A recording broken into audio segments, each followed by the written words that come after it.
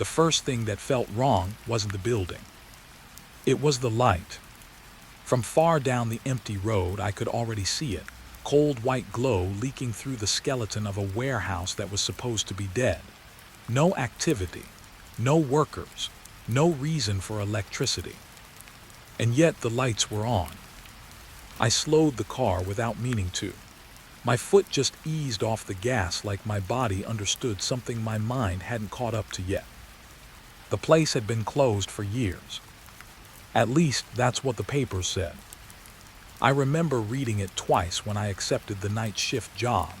Old logistics site, minimal supervision required, easy money. That's what the agency told me.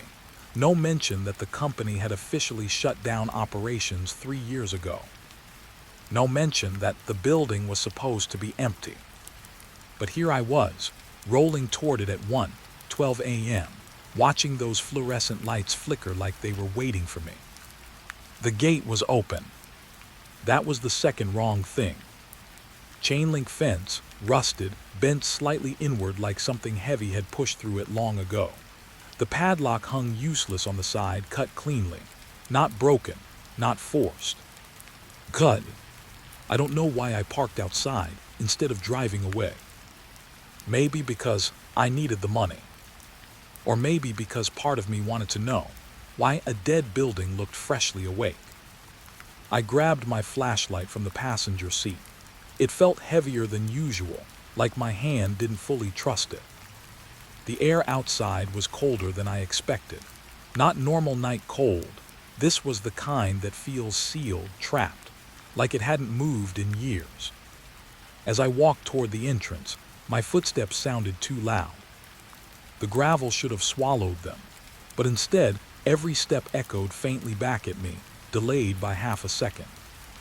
I paused once. The echo paused too. That's when I told myself not to think too much. The main loading door was already open. Not wide, just enough. Like someone had stopped opening it halfway and never finished. Inside, the warehouse was lit. Not fully, not evenly. Some sections were bright enough to see every detail. Others sank into soft shadow, like the light refused to reach them.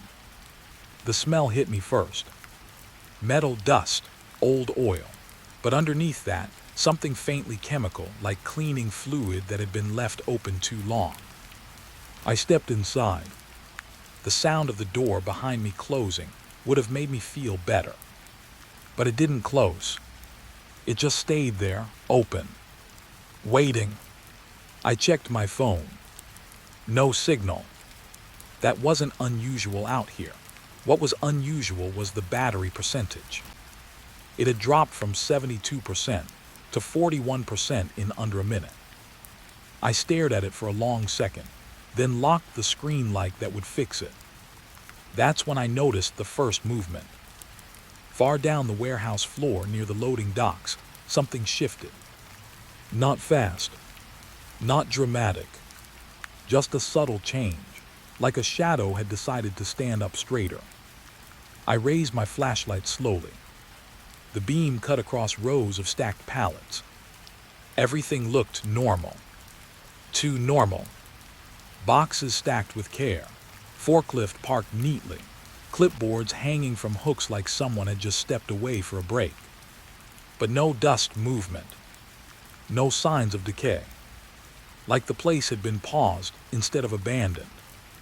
My radio crackled once in my pocket. I froze. I didn't even remember bringing a radio. But there it was, old, clipped to my belt like part of the uniform I never wore before tonight. It crackled again. Then a voice came through. Low, flat, familiar in a way I didn't understand. Inventory shift has started. I looked around instinctively. No speakers. No people. Just the warehouse breathing around me. I pressed the radio button. Hello. Silence. Then softly. Section A is active. I didn't respond, because I hadn't seen Section A yet. But somehow I knew where it was. My feet started moving before my thoughts did. Left side of the warehouse, first corridor, brightest lights. As I walked, I noticed something else. Every few meters, a small clipboard was hanging.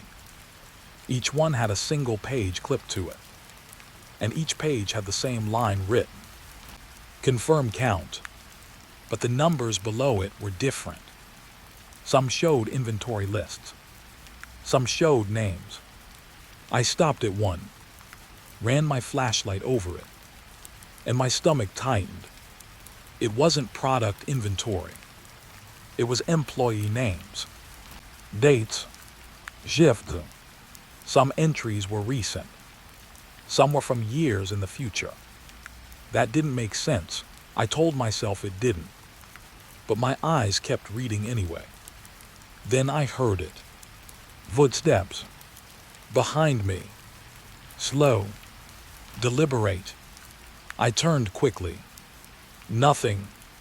Only rows of boxes stretching into the dark. But the sound didn't stop. It continued, just softer now, moving away instead of toward me. Like whoever it was knew I was listening. I forced myself to keep walking. Section A was supposed to be simple. First checkpoint, quick scan, then report back. That's what the job description said.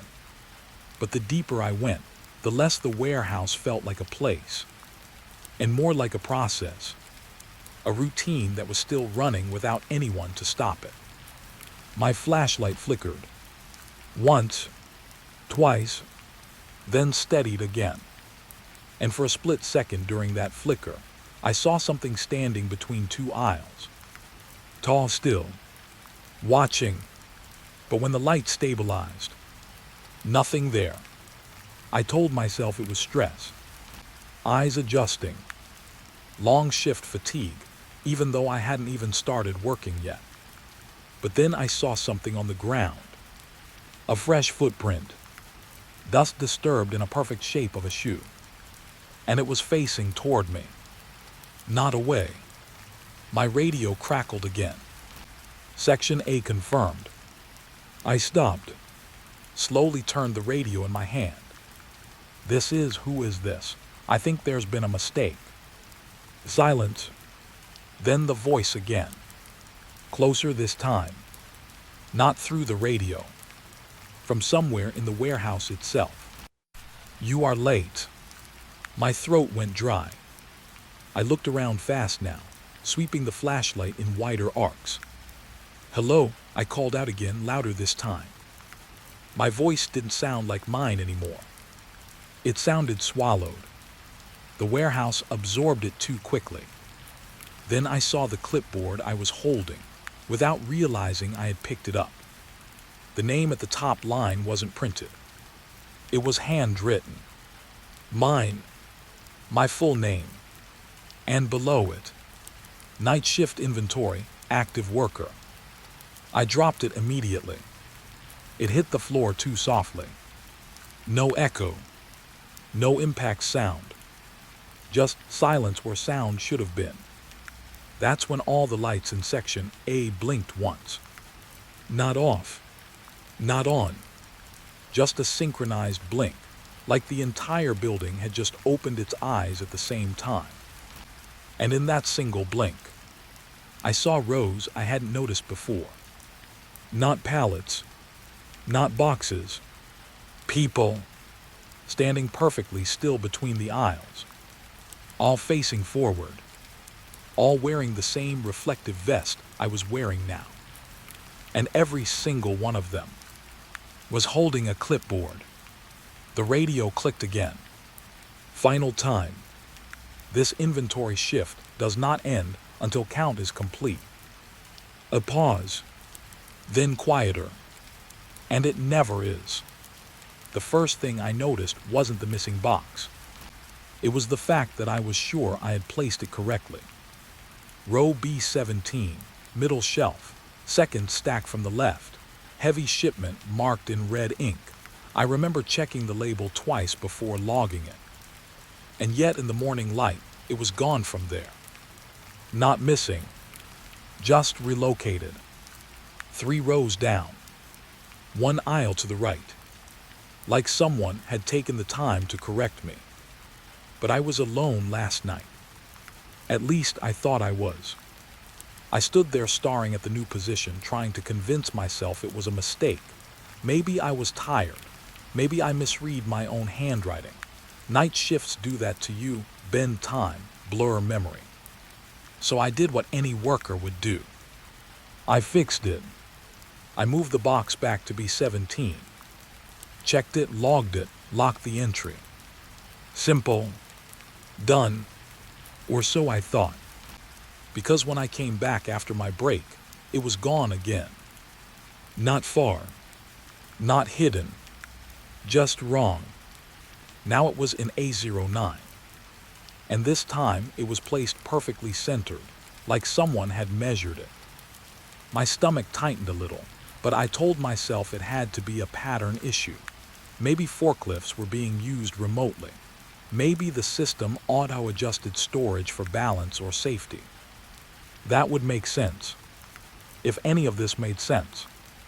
I walked deeper into the warehouse, scanning shelves with my flashlight, even though the overhead lights were already on. Everything looked the same. To the same. Rows of boxes, clean aisles, no dust movement, no disturbance except what I had already noticed. But something felt aware.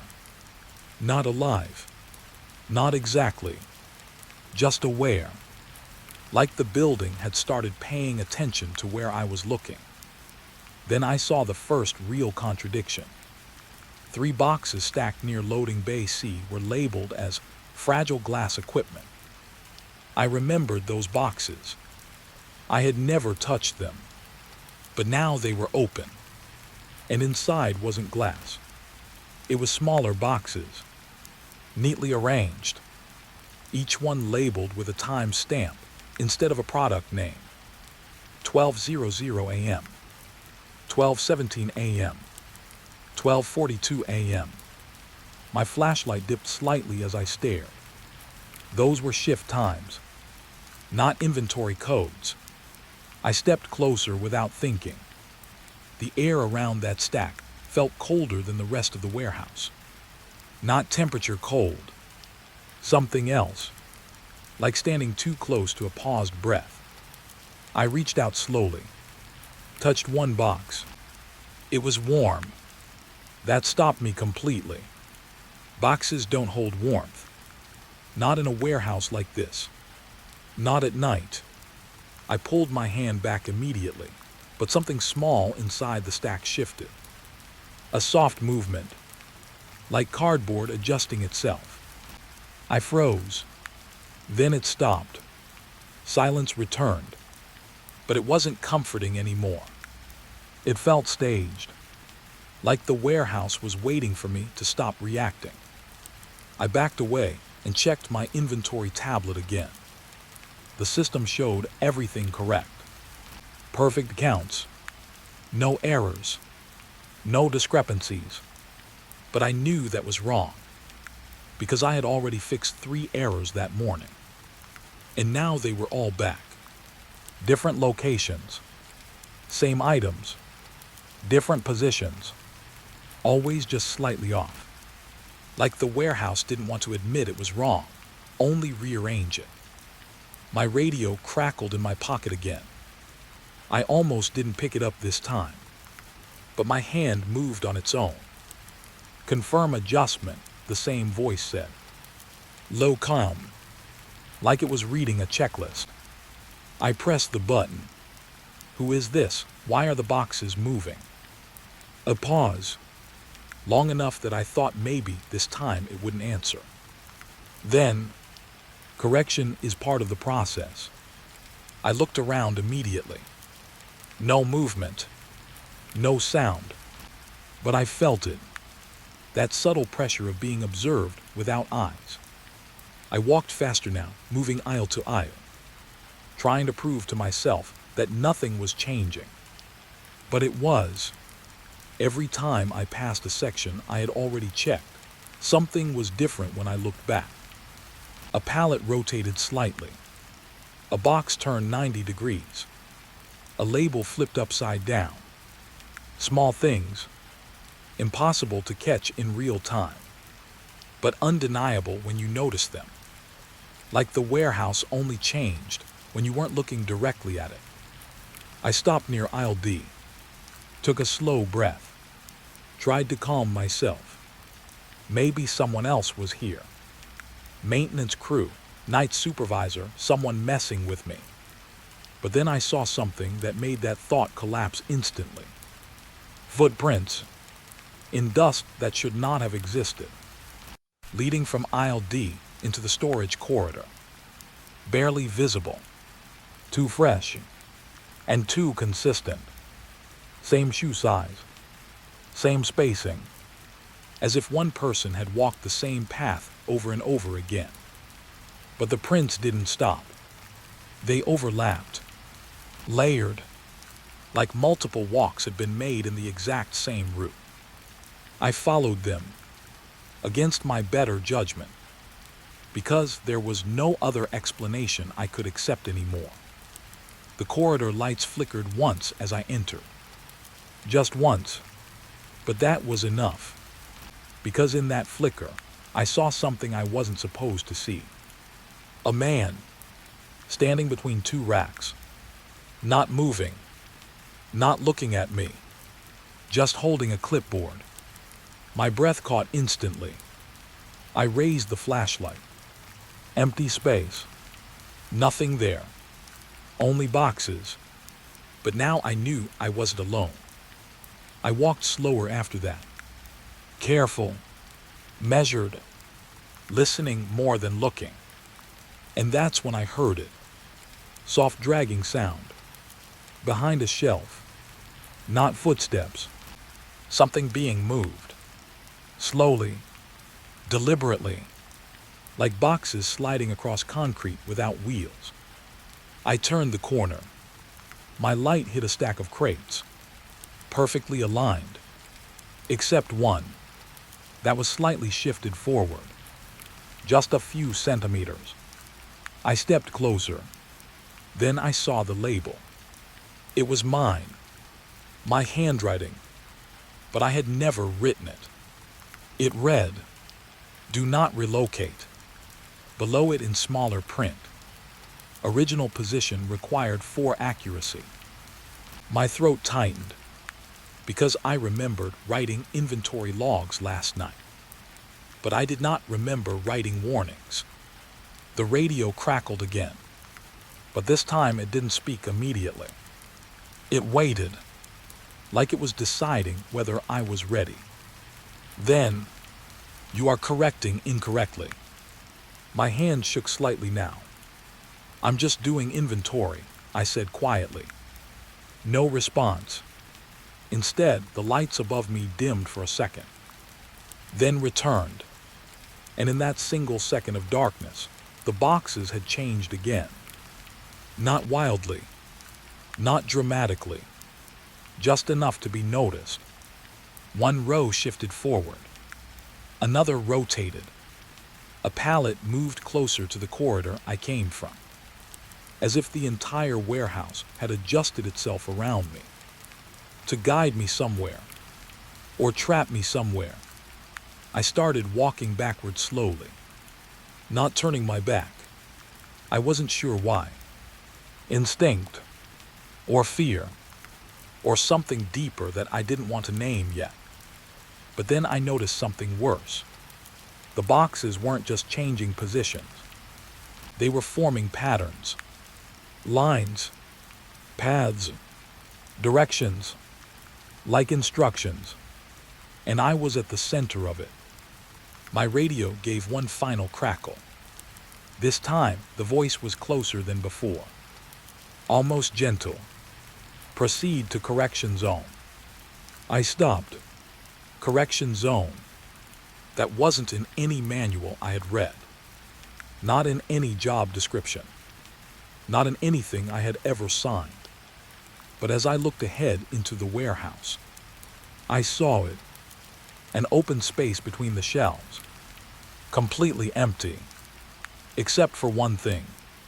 A single box. Already waiting. perfectly centered, and labeled with my name again. Only this time, there was a second line beneath it. Fresh ink. Still wet. It said, "Final adjustment required." The problem wasn't what I saw on the footage. It was what I didn't see. Whole minutes missing. Not corrupted, not frozen. Just gone. Like someone had taken a knife and cut pieces out of time itself. I stood in the security room staring at the monitor, not blinking for a long time. My eyes burned, but I couldn't look away, because the screen kept showing something impossible. The warehouse I just walked through, moving when I wasn't there. Empty aisles shifting. Boxes sliding slightly on their own. A forklift turning a corner with no driver. And then black. A clean jump. No glitch, no static. Just absence. Then it continued like nothing had happened. My throat went dry. I pressed rewind. Watched it again. Same gap. Same missing time. But this time, I noticed something I missed before. Right before the footage cuts, a shadow crosses the edge of the frame. Too fast to identify. Too smooth to be human. I leaned closer to the screen. My reflection looked pale in the glass. Tired eyes, tight jaw, sweat at my temple. I didn't recognize myself properly. Or maybe I just didn't want to. I checked the timestamp.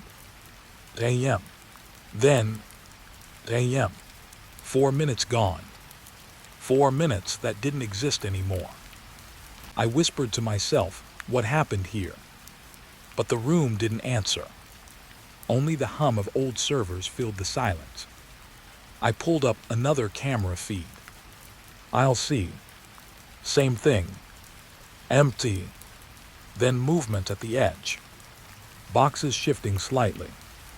A shadow bending behind a shelf. And then again. Missing time.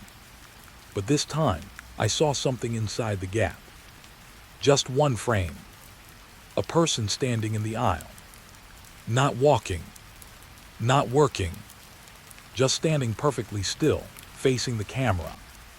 And I realized something cold in my chest. It was me. Or something that looked exactly like me. Same vest. Same posture. Same stillness.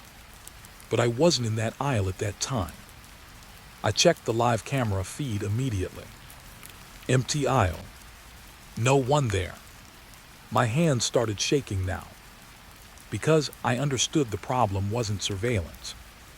It was memory. The cameras weren't broken. They were recording something I wasn't supposed to remember. I leaned back in the chair. Tried to slow my breathing. But the room suddenly felt smaller. Like the walls had moved closer without making sound. Then the radio on the desk clicked. I didn't even touch it. It just turned on. A voice came through. Soft.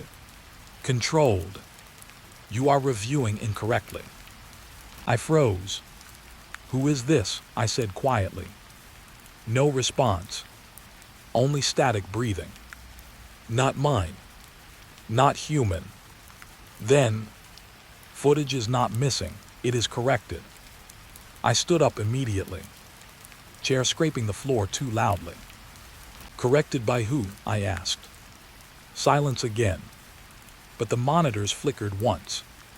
And in that flicker, every camera feed showed the same thing. Me, standing in different parts of the warehouse. Different aisles. Different angles. But always the same posture. Always holding a clipboard. Always still. I stepped back instinctively. No, I whispered. Because I knew I hadn't been in all those places. I couldn't have been. But the cameras didn't agree with me. They showed me moving when I was. Working when I was.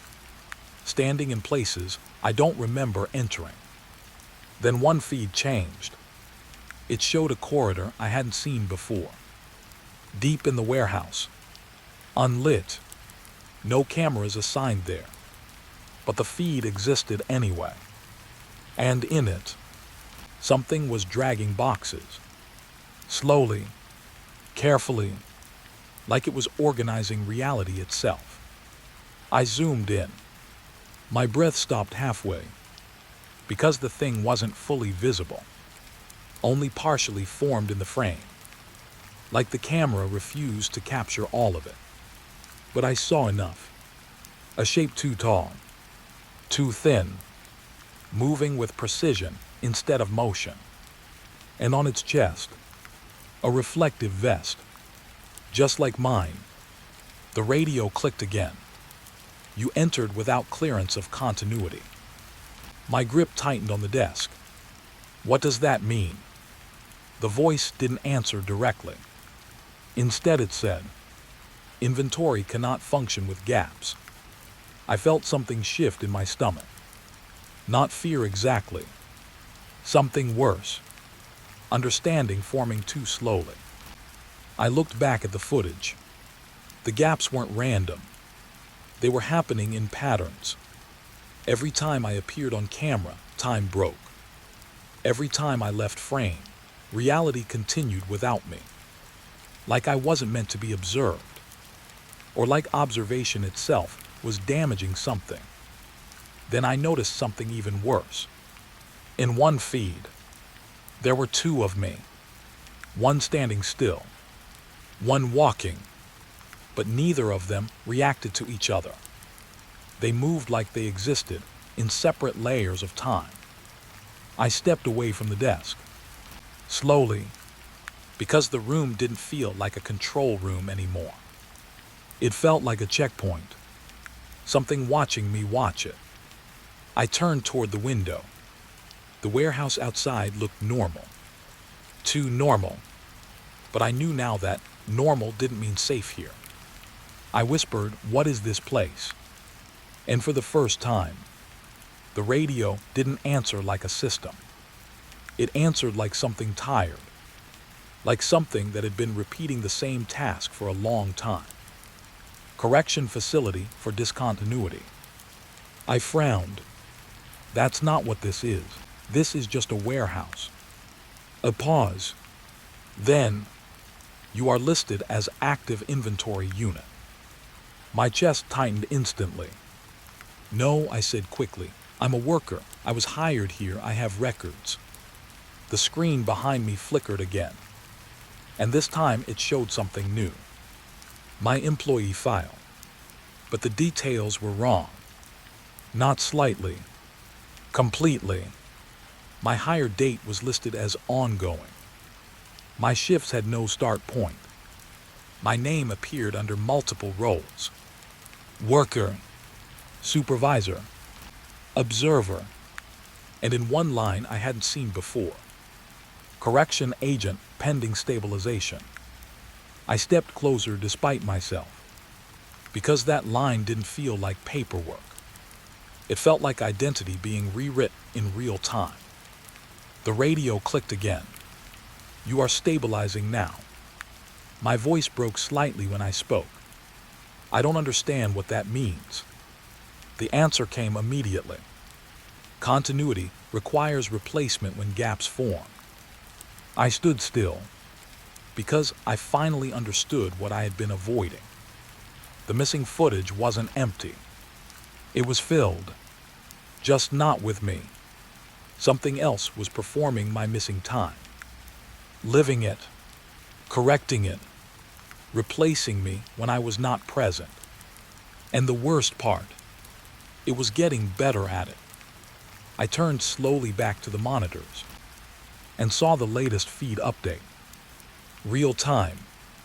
A version of me was walking down aisle D, perfectly calm, clipboard in hand, fixing box positions, working my shift. But I wasn't down there. I was here, watching myself become unnecessary. The radio gave one final message. Not mechanical, almost quiet. You should stop observing now. I swallowed hard. Why? A pause. Then, because gaps begin to notice when they are seen too often. The screen flickered once more, and for a split second, every camera feed turned toward the control room, like the warehouse itself had just looked back at me. And in that same second, I saw something standing behind my reflection on the monitor. Not in the room, inside the screen, waiting for me to notice it properly this time. He was standing right next to me 5 minutes ago. I remember him speaking. I remember the sound of his laugh echoing between the shelves. But now, no one else remembers him at all. Not even the system. And that's the part that broke something in me. Because people don't just vanish like that. Not in a place like this. Not without leaving something behind. I walked fast through aisle D, flashlight shaking slightly in my hand. My chest felt tight, like the air had turned heavier since the last time I checked the floor. Rashid, I called out. My voice sounded too small, too uncertain. It didn't echo right either. It just disappeared into the shelves. No answer. I turned a corner quickly. Empty. Then another aisle. Empty again.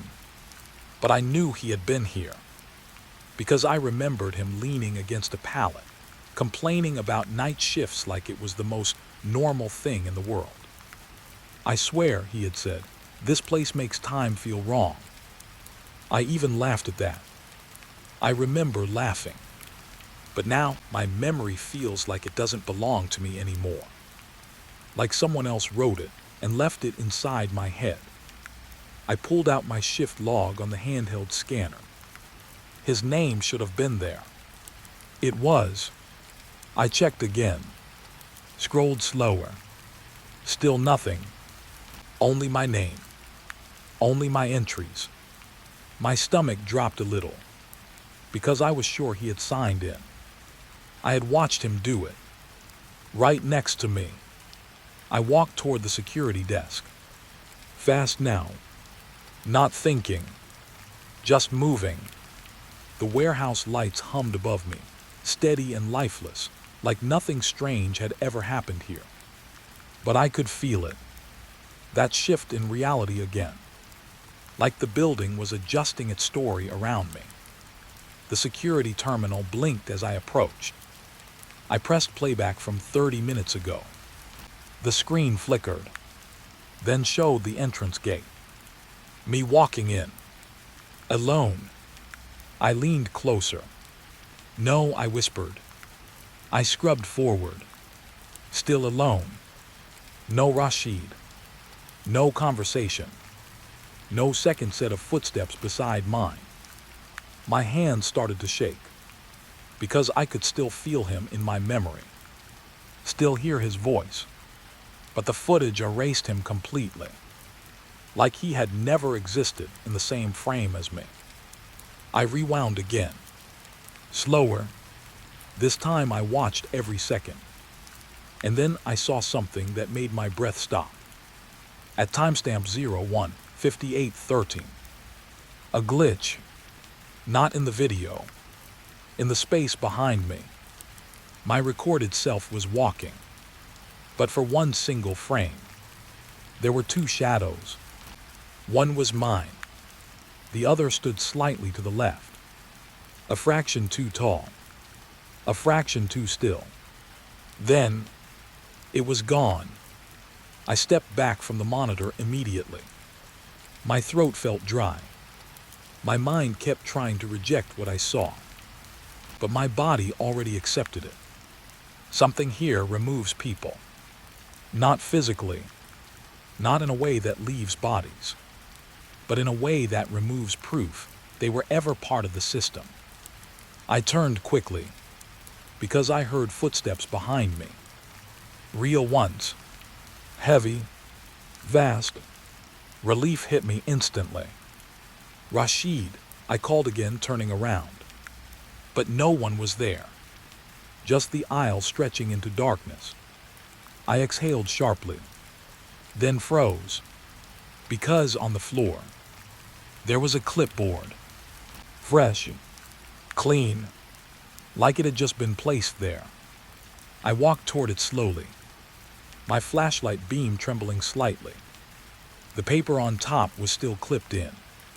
I picked it up and saw something that made my chest tighten again. Employee list, shift roster, but every line was blank except one. My name, and beneath it, currently unassigned companion unit, none. I stepped back immediately. No, I whispered again. That doesn't make sense.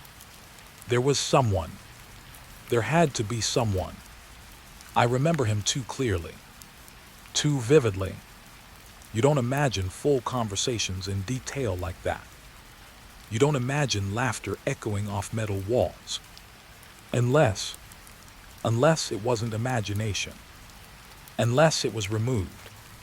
The radio on my belt clicked. I didn't even touch it. It just activated on its own. The voice came through immediately. Calm. Too calm. Do not attempt to recover missing personnel. My grip tightened. Where is he? I asked. Silence. Then, personnel not registered in current continuity cannot be located. I shook my head. That's not possible. I saw him. He was here. The voice paused, long enough that I thought it wouldn't answer. Then it said something worse. You saw an earlier version of continuity. My stomach dropped. I looked around the warehouse slowly now. The lights felt colder.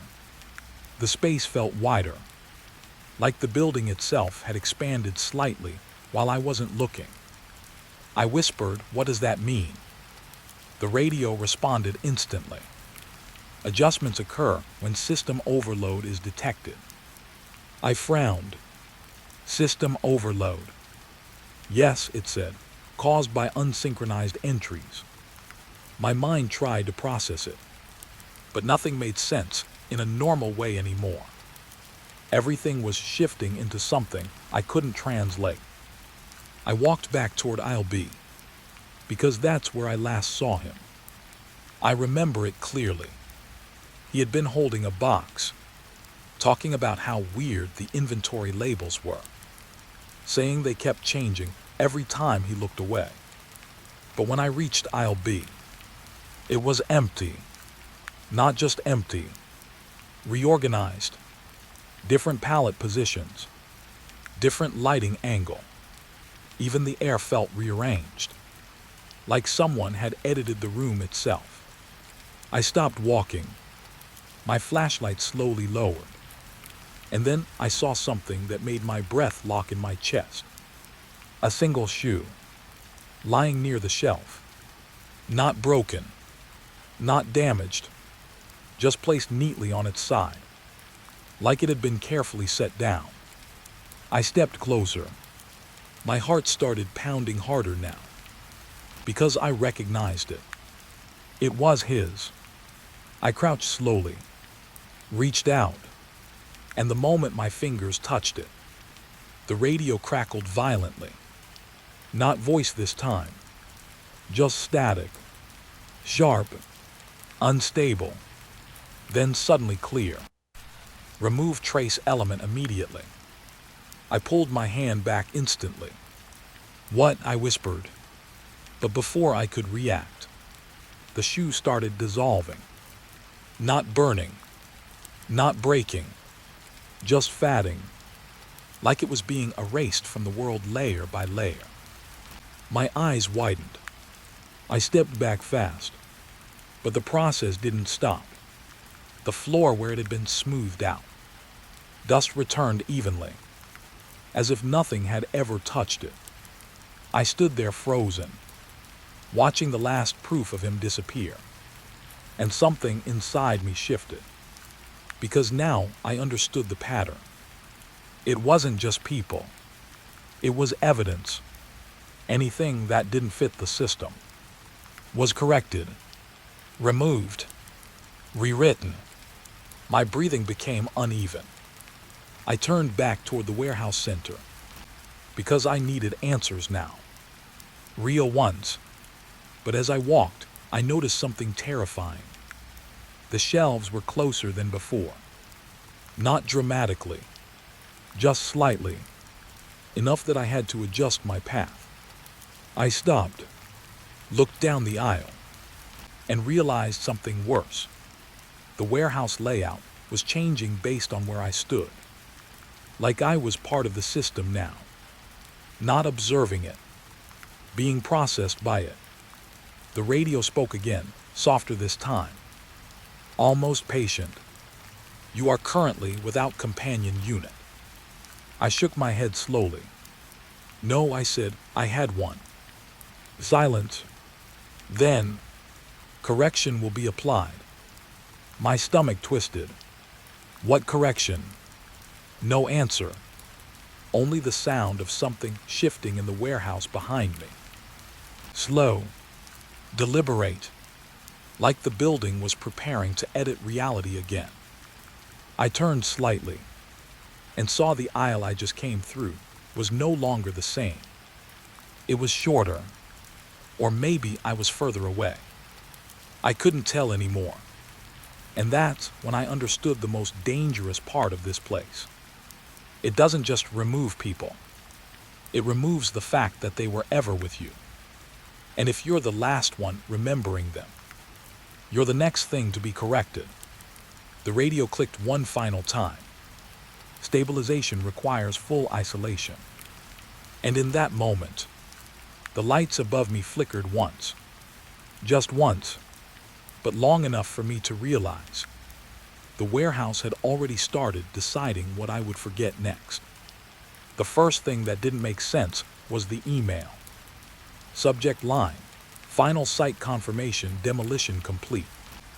I stared at it for a long time, not blinking, not breathing properly, because I was standing inside the same warehouse that email said no longer existed. And the worst part, the email was dated 3 days ago. I lowered my phone slowly. The warehouse around me was still alive. Lights humming, conveyor systems clicking softly in the distance, air moving through vents like something breathing in its sleep. But on paper, this place was already gone. I took a step forward without thinking. My shoes echoed too cleanly against the concrete floor. Too sharp, too real, like the building was making sure I heard it properly. I looked around slowly. Every aisle was exactly the same as before. Boxes stacked, pallets aligned, clipboards hanging neatly. Everything functional, everything active, and yet officially, nothing here should exist. I checked the system tablet again. Inventory still updating. Live feed still running. But the company records showed something else entirely. Site 9, DCOMMSSONED, structure removed. My throat went dry. I whispered, removed how? No answer came. Only the soft mechanical hum of machines that shouldn't have power anymore. I walked toward the control panel. Each step felt heavier now, like the air was resisting me. The security monitors were still active, still showing live footage of aisles I was physically standing in. But something was wrong with the angles. On screen, I was visible in places I hadn't been yet, standing near shelves I hadn't reached, moving slightly before I moved. I stopped walking immediately. My reflection on the monitor lagged behind me for half a second, then caught up, then smiled. I didn't. My breath caught hard. I stepped back instantly. No, I whispered, that's not possible. The screen flickered once, and the smile disappeared. Everything went normal again. But I didn't trust normal anymore, because normal kept changing when I wasn't looking directly at it. The radio on my belt crackled again. I almost didn't answer this time, but my hand moved on its own, like it already knew what was coming. A voice came through, not the calm system voice anymore. Something deeper, heavier, site continuity confirmed. I frowned. What does that even mean? Silence. Then, structure persists until all units are fully corrected. I looked around slowly. The warehouse didn't feel empty. It felt attentive, like it was listening to itself through me. I walked toward the loading bay doors, the ones that should have opened to outside air, to a road, to reality. But when I reached them, there was nothing. No outside, no night sky, just more warehouse, extending endlessly into itself. My stomach tightened instantly. I stepped closer, pressed my hand against the metal door. It was cold, too cold, but it didn't open, because there was no outside to open into. I backed away slowly, my mind trying to reject what my eyes were accepting too quickly. This place was demolished, I said quietly. My voice sounded unsure even to me. The radio responded instantly. Demolition recorded. Physical removal not required for functional continuity. I turned sharply. What does that mean? No answer. Instead, the lights above me dimmed slightly. Not off, just lower, like someone had adjusted the brightness of reality. And then I noticed something worse. The warehouse layout had shifted again. Not dramatically, just enough that I wasn't standing where I thought I was. Aisles that used to be parallel were now angled. Shelves that used to end were now extending further. The building was rearranging itself around me. Not collapsing, not breaking, just continuing. I started walking faster now, trying to find any exit, any break in structure. But the deeper I went, the more I realized something terrifying. There were no dead ends, only loops, paths that always led back into more warehouse. Like the building refused to acknowledge the concept of outside. And then I saw it, a maintenance sign on the wall. Old, faded, but still readable. Continuity system, active core installed below sight. Below sight, not inside. Below. I stopped walking immediately. Looked down at the floor. My breath slowed, because I realized I had never once seen the foundation of this place. Only its endless surface. The radio clicked again. This time the voice felt closer, almost behind me. Core stability depends on surface operation. I swallowed. What is the core? A pause, longer than before. Then, the part of the system that refuses to stop functioning. My chest tightened, because that didn't sound like machinery. It sounded like something alive. I walked slowly toward the central aisle again, my footsteps echoing softly, too softly, as if the building was absorbing sound now, testing how quiet I could become.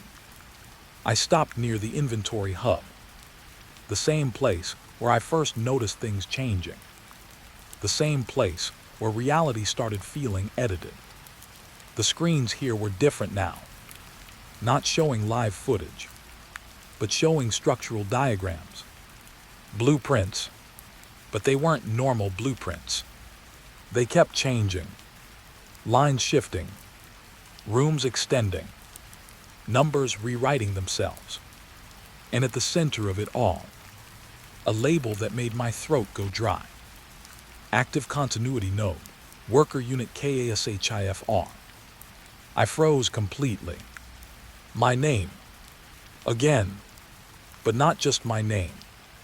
My role. Worker unit. Not person, not employee. Unit. I stepped closer. The screen updated instantly, like it noticed my attention.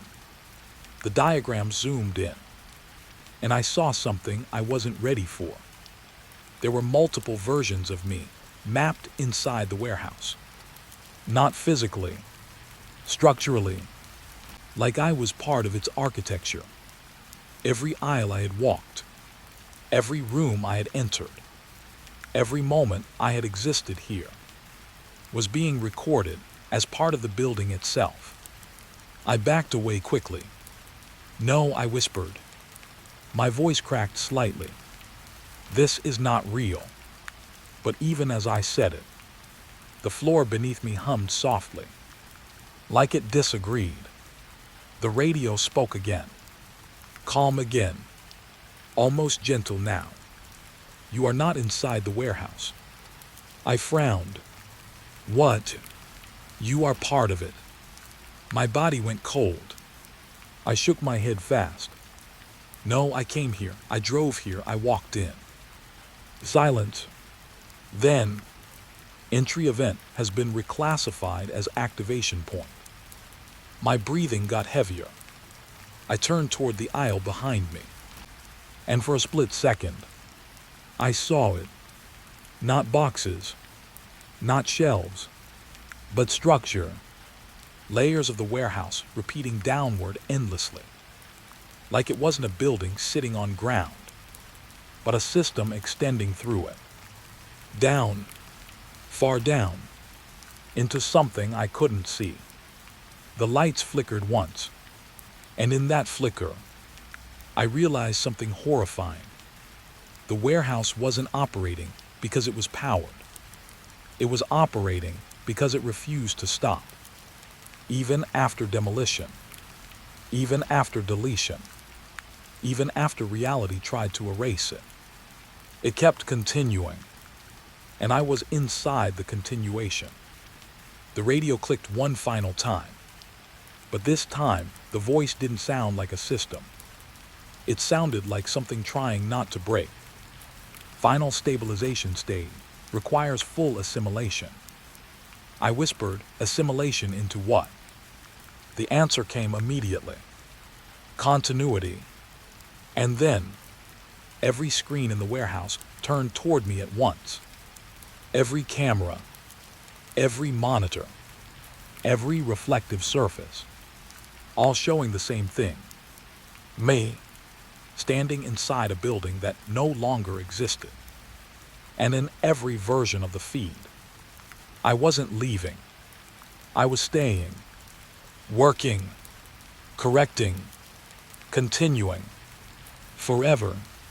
The lights dimmed slowly again, not shutting down, just settling, like the warehouse had finished deciding what I would become next. And as I stood there, I finally understood the truth. This place wasn't abandoned. It was eternal, and I had just been added to its inventory. The transfer email came at 2:07 a.m. Not sent by a person. No name. No department. Just a single line. Emergency night shift assignment, Ward 13. And underneath it, a location I had never heard of. I searched it immediately. No results. Not on maps. Not in hospital registries. Not even in old medical directories. Still, the email included everything. Badge number. Uniform instructions. Shift timing. Even a staff ID photo already attached. My face. But I had never taken that picture. I remember staring at it for a long time, trying to convince myself it was some kind of system error, some glitch. But then my phone rang. Unknown number. I answered without thinking. A woman's voice came through. Calm, professional, too calm. Please report to Ward 13 immediately. You are late. I hesitated. I think you've contacted the wrong person. A pause. Then she said something that made my stomach tighten. There is no wrong person, only missing staff. The call ended. Just like that. No explanation. No context. Only silence left behind. I should have ignored it. I should have gone back to sleep. But something about the message stayed in my head. Missing staff. Not hired. Not assigned. Missing. At 3:41 a.m., I found myself standing outside a hospital. But even calling it a hospital felt wrong, because it didn't look like one I had ever seen. The building was too clean, too quiet. No ambulance sounds, no traffic, just a single flickering light above the entrance. Ward 13. That's what the sign said. But the letters looked slightly distorted, like they were being rewritten every time I blinked. I walked closer. My footsteps felt too loud, too separate from the world around me. The doors slid open before I touched them. No motion sensor visible. No sound of machinery. Just silence, like the building already knew I was coming. Inside, the air was cold, but not air conditioner cold.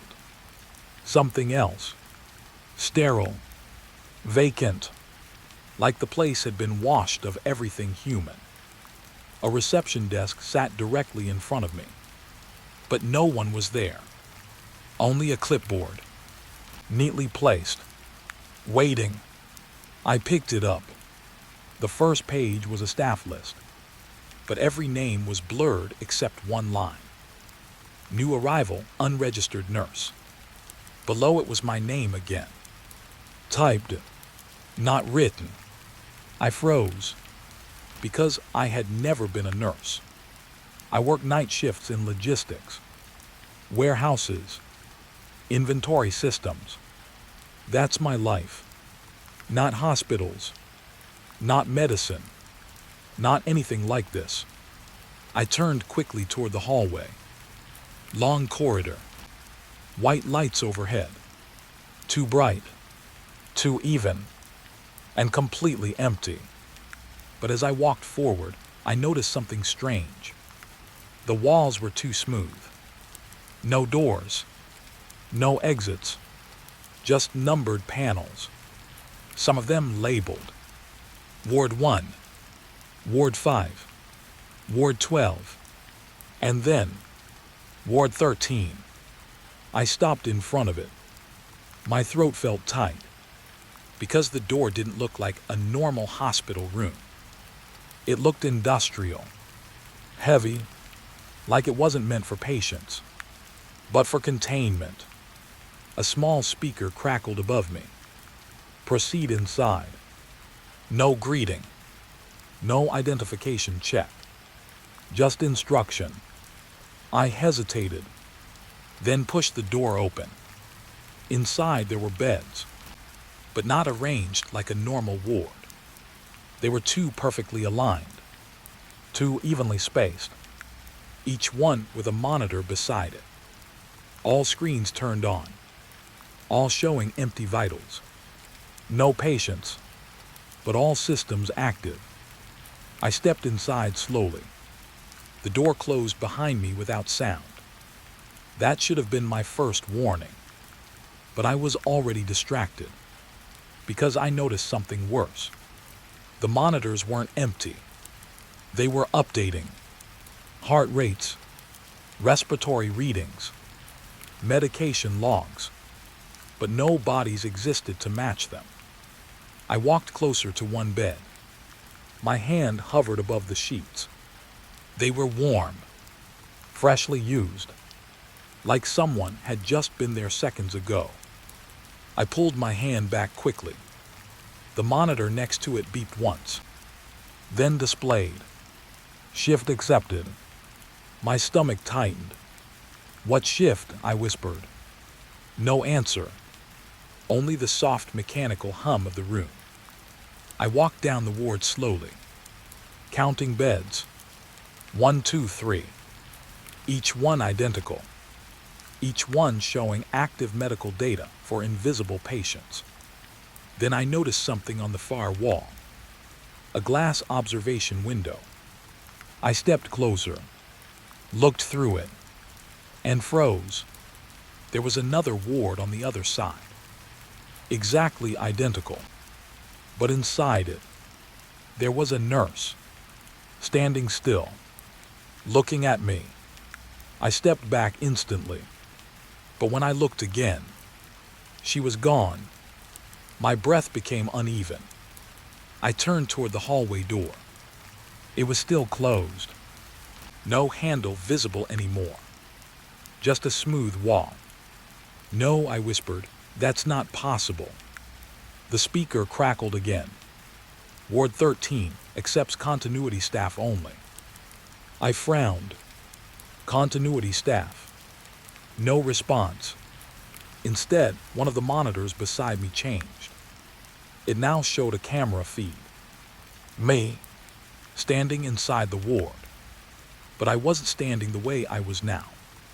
In the feed, I was already wearing hospital scrubs.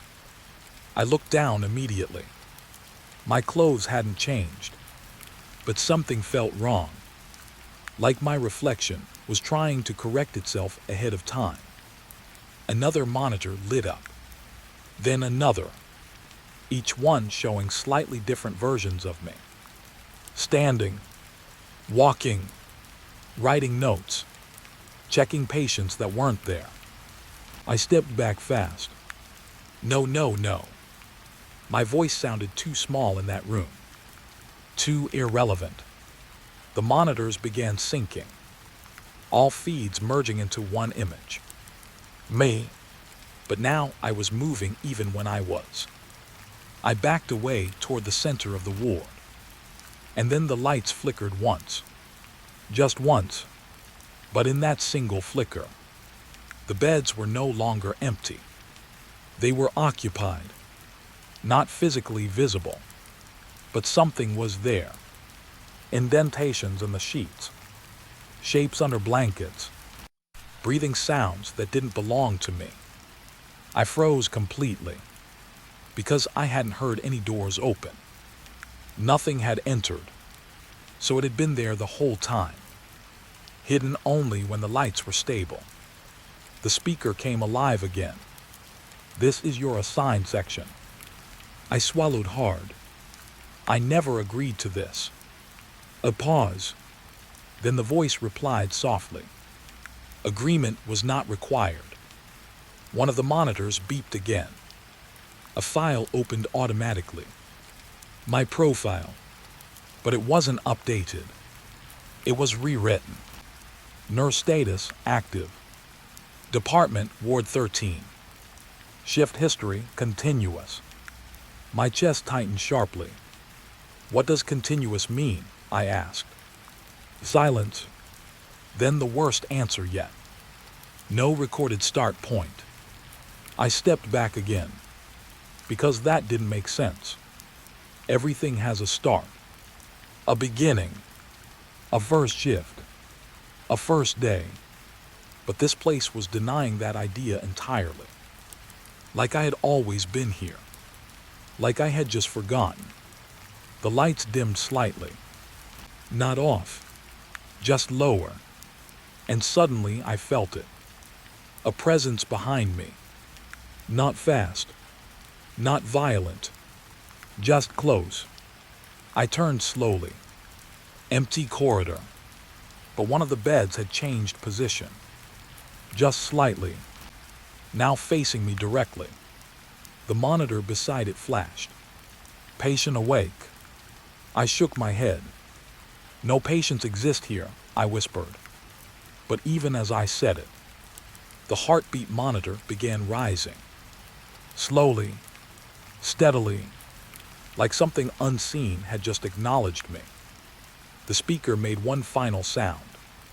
Soft, almost human. Begin observation. And every screen in the ward turned on at once, all showing the same thing.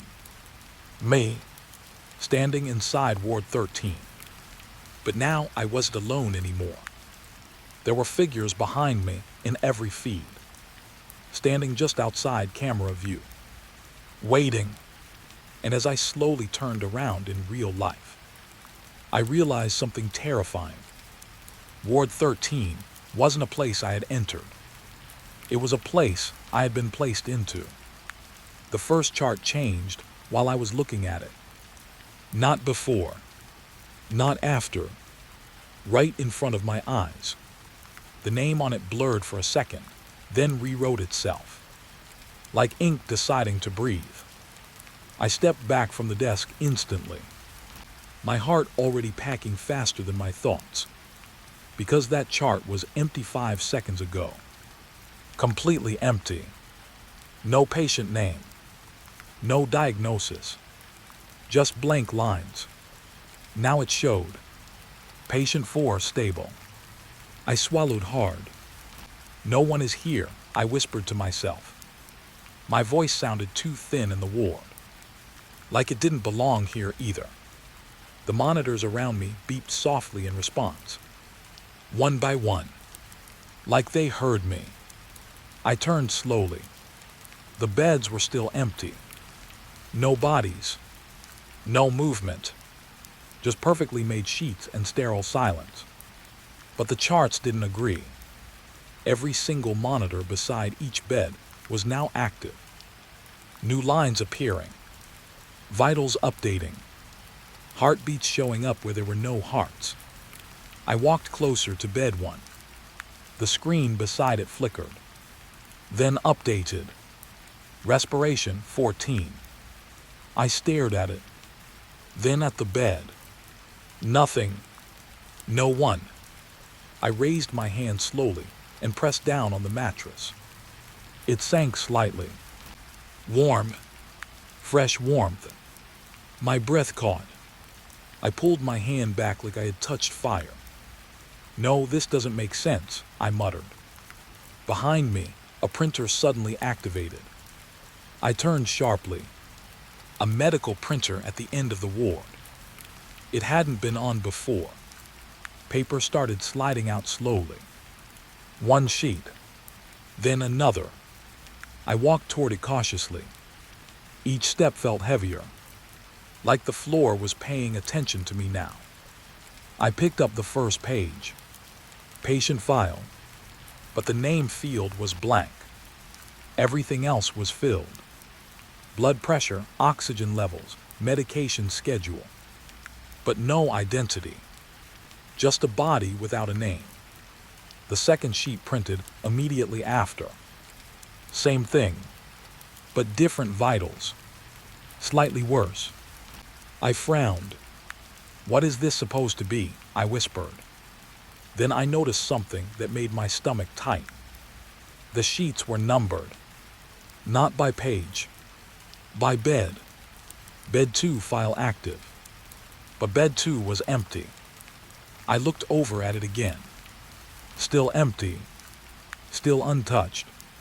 Then the monitor beside it beeped. And the screen updated. Patient awake. I stepped back instantly. No, I said quickly. No, there is no patient. But the heart rate on the screen jumped. Slowly. Steadily. As if something had just acknowledged my denial. I turned away from it. Walked toward the center of the ward. Trying to breathe normally. Trying to think logically. But logic didn't exist here anymore. Only systems that didn't care what I believed. Another printer started. Then another. Now both ends of the ward were printing at the same time. Paper filling trays. Stacks forming. Like the hospital was documenting something I couldn't see. I picked up another sheet. This one had something new. A note at the bottom. Observation required, nurse present. I froze. My eyes scanned the room immediately. No nurses present, I said out loud. Almost defensive. But even as I said it, I felt it. That shift in the air. Like the room had just disagreed with me. The monitor near bed 3 flickered. then showed a camera feed. Me, standing in the ward. But the angle was wrong. I wasn't standing where I thought I was. In the feed, I was closer to the beds, leaning slightly forward, watching something. But in reality, I was still near the printer.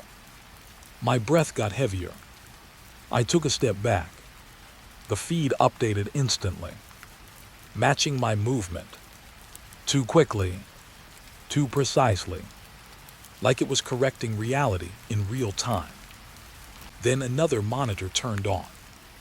Then another, all showing different angles of the same room.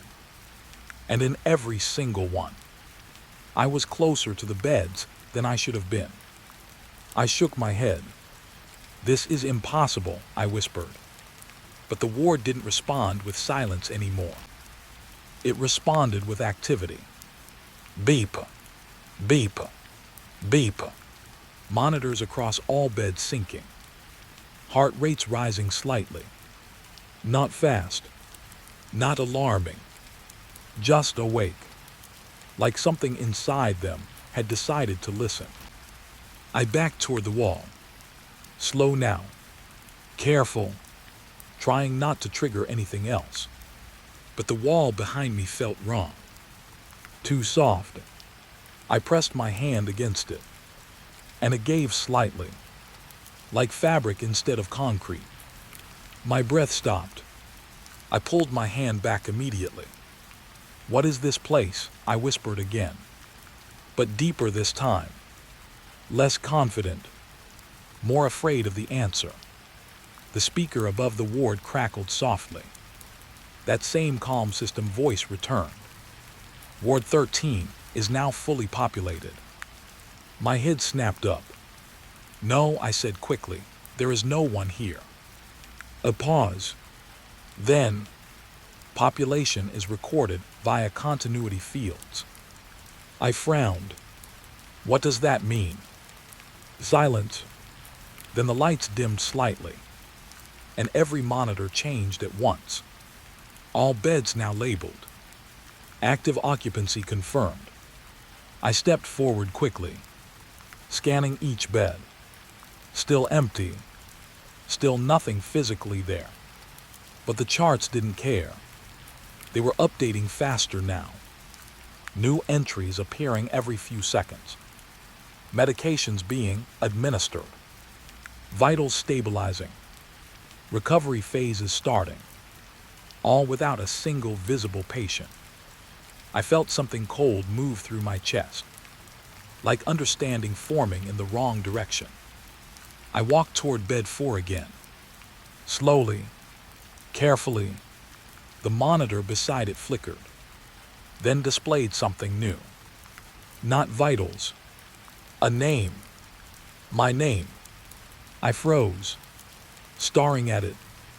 "No," I whispered. The screen updated again. "Patient 4, nurse ASSIGNED." I stepped back immediately. "No, that's not possible." The speaker responded instantly. "Assignment complete." My breathing got uneven. "I'm not a patient," I said quickly. "I'm staff. I'm a nurse assigned here." A pause. Then the voice said something that made my stomach drop. "Role classification is interchangeable." I shook my head. "No, that doesn't make sense." But even as I said it, I noticed something on my wrist. A small digital band. I hadn't seen it before. It was glowing faintly, displaying a number. 4. My breath stopped. I tried to pull it off immediately. It didn't move, like it wasn't attached to skin. It was attached to something deeper.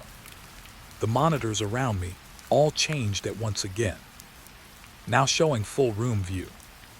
And in every feed, I was lying in bed 4, still, not moving, eyes closed, connected to machines that didn't exist physically.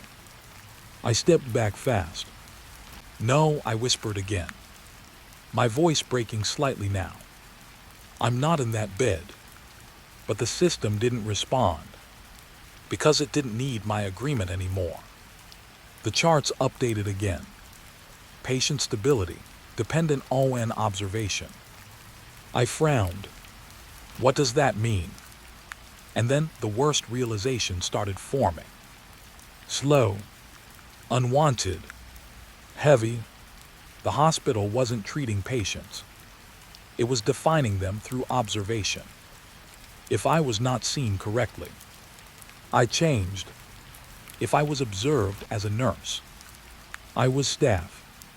If I was observed as a patient, I became one. My breathing quickened. I looked around the ward again. At the empty beds. At the glowing monitors. At the files printing endlessly. And I understood something terrifying. Nothing here had fixed identities. Everything depended on how the system looked at it. I took a slow step back. The speaker activated again. Correction phase beginning. My body went cold. What correction? I asked quickly. No answer. Only the soft, rising sound of monitors syncing together. All at once. All at me. And then, the beds shifted slightly. Not physically moving, but visually aligning. Like they were all now focused on a single point.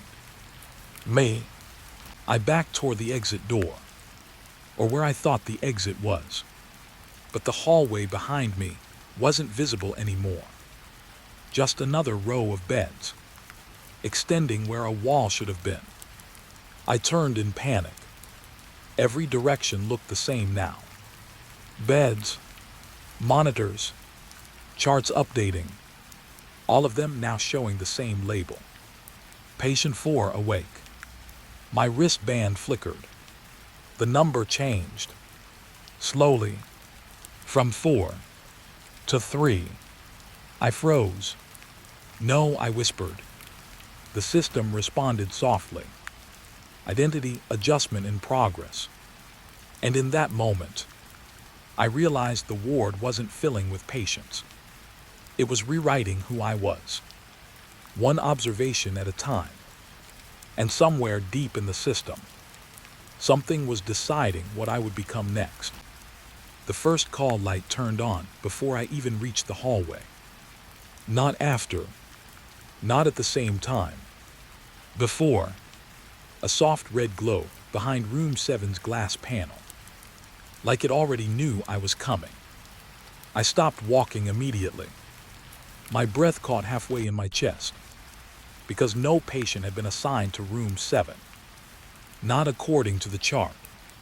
Not according to the system. But the light was on. And it wasn't flickering randomly. It was steady. Waiting. I stood there for a second longer than I should have. Then I told myself it was a fault. Electrical glitch. Old wiring. Hospitals do that sometimes. But as I took one slow step forward, room 7's light turned off. Instantly. No delay. No fade. Just gone. I froze again. And that's when I heard it. A soft click behind me. Room 8. Call light on. Red glow filling the glass window like blood under plastic. I turned quickly. Nothing inside. Empty bed. Neatly folded sheets. No movement. Still, the button above the door was pressed. As if someone had just left it. My stomach tightened. I whispered, "Hello." No answer. But the light stayed on. Not blinking. Not changing. Just active. Like it was waiting for me to acknowledge it. I walked forward slowly. Careful now. Every step felt heavier than the last. Room 8 was empty when I looked inside. But the call light above it didn't turn off this time. It stayed on. Watching. I exhaled slowly. This doesn't make sense, I muttered under my breath. Then I moved forward again. That's when room 9 lit up. Right as I passed it. 1 second before I reached it. Click. Red light on. I stopped so suddenly, my shoes almost slid on the floor. My heart started beating faster now. I turned toward room 9 slowly. Empty. Of course it was empty. All of them were empty. But the timing, that's what made my skin feel cold. It wasn't random. It was predictive. Like something knew exactly where I would be. I backed away slightly. Room 9's light turned off. The moment I moved away, I frowned. No, that's not possible. I turned around fast. Room 10. Already on. Click. Same red glow. Same empty room inside. Same silence. But now I wasn't just afraid. I was being followed. Not by something behind me, but by something ahead of me. I stepped backward slowly, trying to break the pattern. Room 10 light turned off instantly. I froze, so it responds to movement, not presence. Movement. I tested it again. 1 step forward. Room 11 turned on. Immediate. No delay. No sound. Just recognition. I swallowed hard. This is insane. But my body already knew what my mind refused to accept. The rooms weren't reacting randomly. They were syncing with me, predicting me, marking my path before I took it. I turned around fast and walked the other direction, trying to break the sequence, trying to outpace it. But behind me, click, room 12. On. I stopped walking completely. My breath turned shallow, because now I understood something worse. It didn't matter where I went. It mattered where I would be. I slowly turned my head toward room 12. The red light glowed softly through the glass. Inside, an empty bed, but the monitor beside it was active. Heart rate 82. Respiration 16. My stomach dropped. No, I whispered. I stepped closer carefully. The moment I did, room 13 lit up. Behind me. I turned instantly.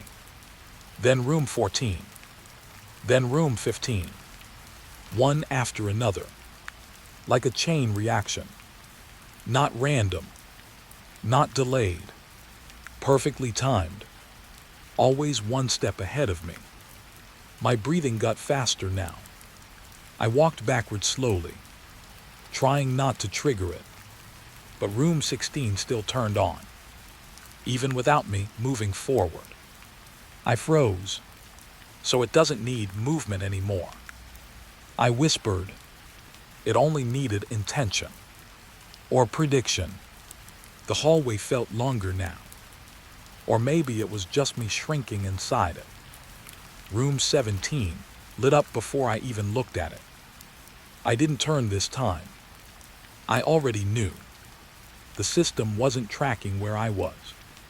It was tracking where I would look. That realization hit my chest like weight. I turned my head slightly. Room 17 confirmed it instantly. Click. Red light. I backed away slowly. My hand brushed the wall behind me. Cold. Too smooth. Like polished glass instead of concrete. I stopped, because room 18 turned on behind me without any movement at all. No step. No sound. Just activation. I turned slowly now. Fear building deeper than confusion. Okay, I whispered. This is not behavior, this is mapping. The lights continued. Room 19. Room 20. Room 21. All reacting before I even made decisions. I wasn't walking anymore. I was being traced. like a line being drawn ahead of me in real time. I stopped completely, refusing to move, trying to break the chain. Silence fell for a second. Just 1 second. Then, room 22 turned on anyway. My eyes widened. No, I'm not moving. Room 23. Room 24. They activated in sequence, even without motion. My throat tightened, because I realized the truth. It wasn't tracking movement anymore. It was tracking possibility. The system was simulating me, predicting every choice before I made it. I stepped backward fast, but room 25 still turned on. I shook my head. No, no, no, this is wrong. I turned around and started walking back the way I came. Faster now, trying to escape the sequence. But every step I took, another room activated ahead of me, like the corridor was unfolding based on my future. Room 26, room 27, room 28. The pattern never broke. I stopped running, breathing hard now, trying to think, trying to find logic in something that clearly didn't want to be logical. Then I noticed something strange. Some rooms were turning off. Not all, just some. Randomly. I frowned. That didn't fit the pattern. I stepped forward slowly. Room 29 turned on instantly, but room 30 stayed off. I stopped, confused, then stepped forward again. Room 30 stayed off. I hesitated. Why? I looked closer through the glass. Room 30 looked different. The bed wasn't perfectly made.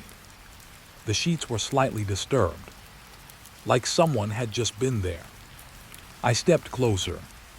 Room 30 light flickered once, then turned on slowly. Not instantly like the others, but delayed. My stomach tightened. Something here didn't follow prediction.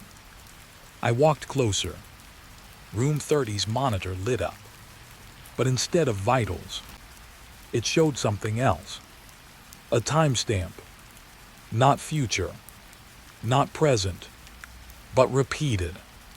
Entry loop diatiacitiide. My breath stopped. I stepped back immediately, and all the other rooms turned off at once. Every light, every button, everything. Silence fell again. Heavy, unnatural.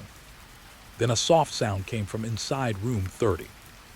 A whisper, not from a speaker, from the room itself. Don't follow the pattern. I froze completely. My voice barely worked. Who is there? No answer.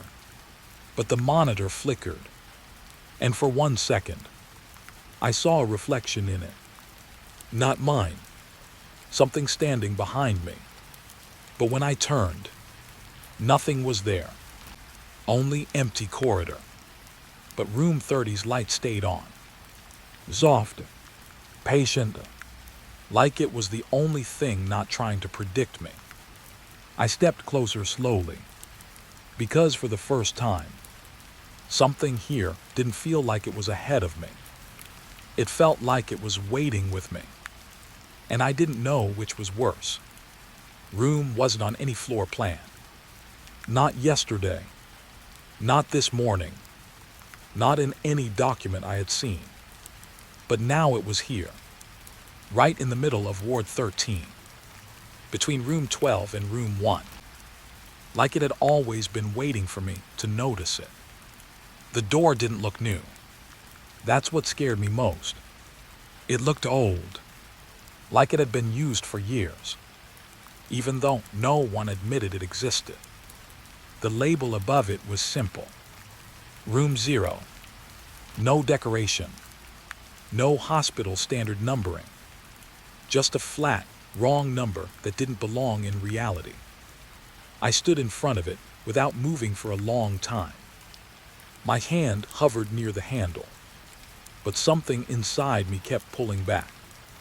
Like my body already knew this room wasn't meant for staff. I checked my wristband. 3. It was still there, but it flickered slightly, like even my identity wasn't stable anymore. I swallowed hard and pushed the door open. The moment it opened, the air changed. Not cold, not warm, just absent, like the room didn't fully exist in the same layer as the hallway. I stepped inside slowly. The door closed behind me without sound. No click, no lock, just silence sealing itself shut. The room was small, too small for a patient ward. One bed, one monitor, one chair in the corner. That's all. But the strangest part was how normal it looked. Almost comforting. Too clean. Too calm. Like it had been waiting to look like this. The monitor beside the bed was already on. Of course it was. It always was. I walked closer. My footsteps felt softer here, like the floor was trying not to disturb me. The monitor showed basic vitals, but there was no patient name, no ID, just a blank field labeled subject unknown. I frowned. What does that even mean? I whispered. The machine responded instantly. Identity pending confirmation. I stepped closer to the bed. The sheets were smooth, perfectly arranged, but warm, fresh warmth, like someone had just left seconds ago. I touched the mattress slowly. My fingers sank slightly, and I froze because I felt pressure beneath it. Not movement, not breathing, just presence, like something was there but refusing to become visible. I pulled my hand back quickly. The monitor beeped once, then updated. Observation active. My chest tightened. No, I said quietly. I'm just checking the room. The monitor flickered, then responded. Observation confirmed. I stepped back. That's not what I meant, I muttered. But the system didn't care about meaning. Only input. I looked around the room again, trying to find something wrong, something broken, something human. But everything was too clean, too controlled. Even the silence felt structured. Then I noticed something on the wall. A small window, not facing outside, but into another room. I stepped closer slowly, looked through it, and froze instantly. There was another room 0 on the other side. Identical. Same bed, same monitor, same chair. But inside it was someone sitting on the bed. I leaned closer. My breath caught because I recognized the posture. It was me, sitting perfectly still, looking straight ahead, not blinking, not reacting, just waiting. I stepped back immediately. No, I whispered. I turned quickly toward the door, but it was gone. Just a wall now, smooth, sealed, like it had never been an exit. My breathing got faster. No, this isn't real. The monitor beeped again. Patient presentation updated. I turned back toward it slowly. The screen had changed. Now it showed my name. Not assigned, not temporary, just my name. And below it, Patient Primary Observation Unit. My stomach dropped. No, I'm staff, I'm not a patient. The machine paused, then responded calmly. Classification is fluid within room 0. I shook my head. That doesn't make sense. But even as I said it, I felt it, a subtle pressure in my chest, like the room was gently rewriting how I felt about myself. I stepped back again, trying to resist it, but the air felt heavier now, like thoughts were becoming harder to hold on to. The monitor flickered, then showed a live feed. Me, standing in room 0. But in the feed, I was already sitting on the bed, perfectly still, just like the version I saw through the window. I froze completely. "No," I whispered again. My voice sounded weaker now, less certain. The monitor updated. Sync rate 78%. I stepped forward quickly. "What does sync mean?" I asked. No answer. Instead, the lights in the room dimmed slightly, and the chair in the corner moved, just a few centimeters. I turned instantly. It had been still before. Now it faced me directly. I swallowed hard, and then I heard it. A soft sound, like fabric shifting. Behind me. I turned slowly.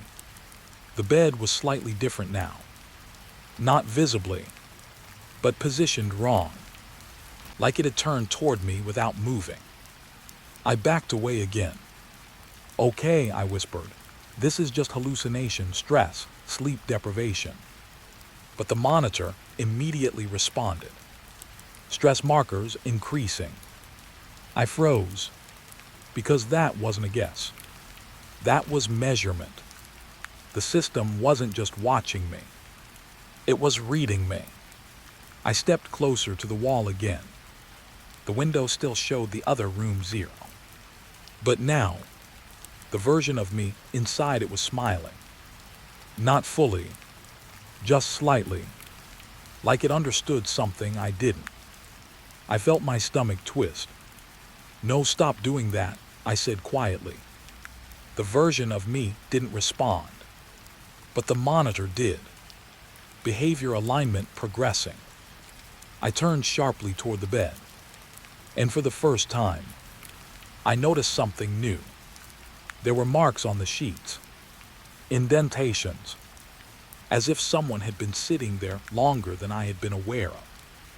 I moved closer, slow, careful.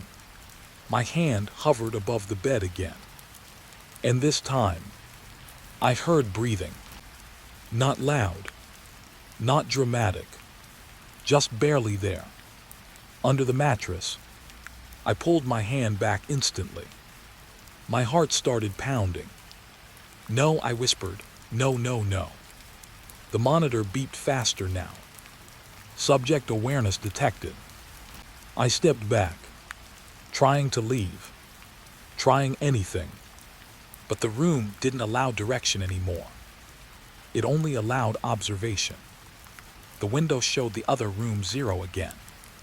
But now the version of me inside it was standing closer to the glass, looking directly at me.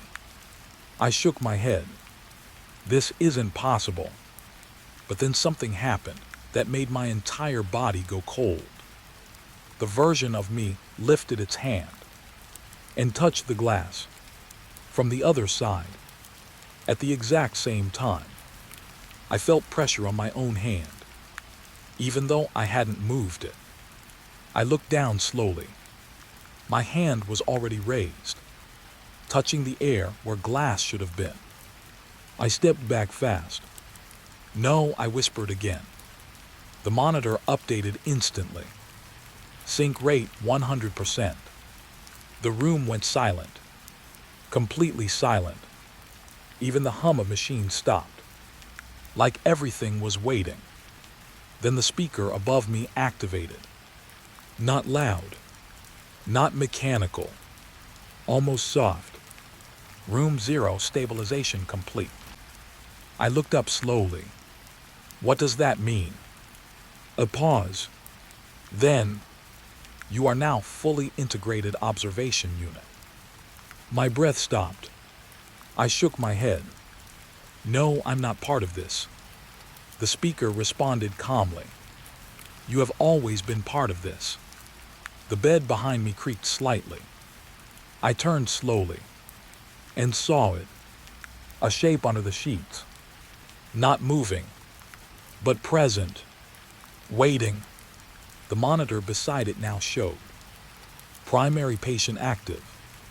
I stepped back again, but the wall behind me was gone now, replaced by the window, and in the reflection, I was already inside the bed, still watching myself stand outside it. I shook my head hard. No, this isn't real. But the reflection didn't change. It just watched, patient, quiet, almost familiar. The speaker spoke one last time. Observation cycle is now continuous. The monitor flickered, and for a moment, everything aligned. My position, the reflection, the bed, the room, all of it became the same image. And I finally understood something I didn't want to accept. Room 0 wasn't a place. It was the version of me the system had decided I already was. And somewhere in the silence, something inside the bed shifted slightly, as if it had just opened its eyes. The clock on my wrist stopped working the moment I tried to leave. Not broke, not low battery, just stopped.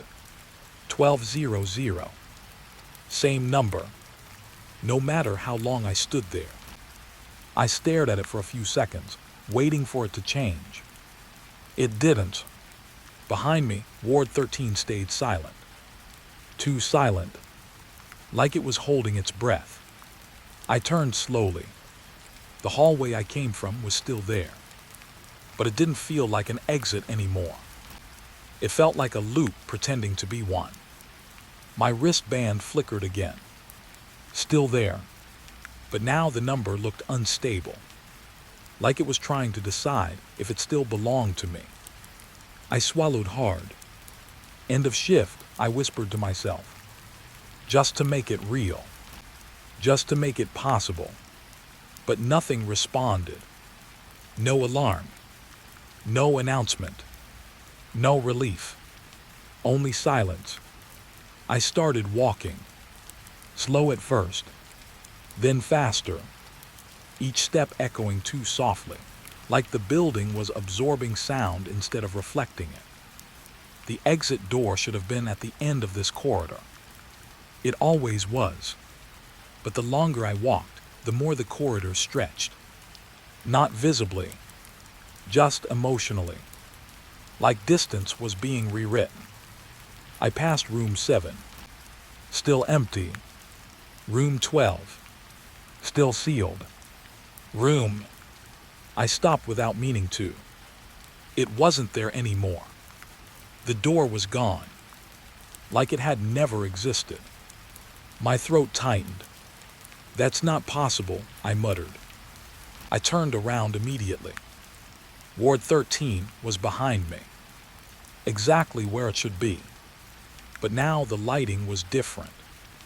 Dimmer, calmer, like night shift had never ended, like it had only deepened. A soft speaker crackled above me. I froze. The same system voice returned.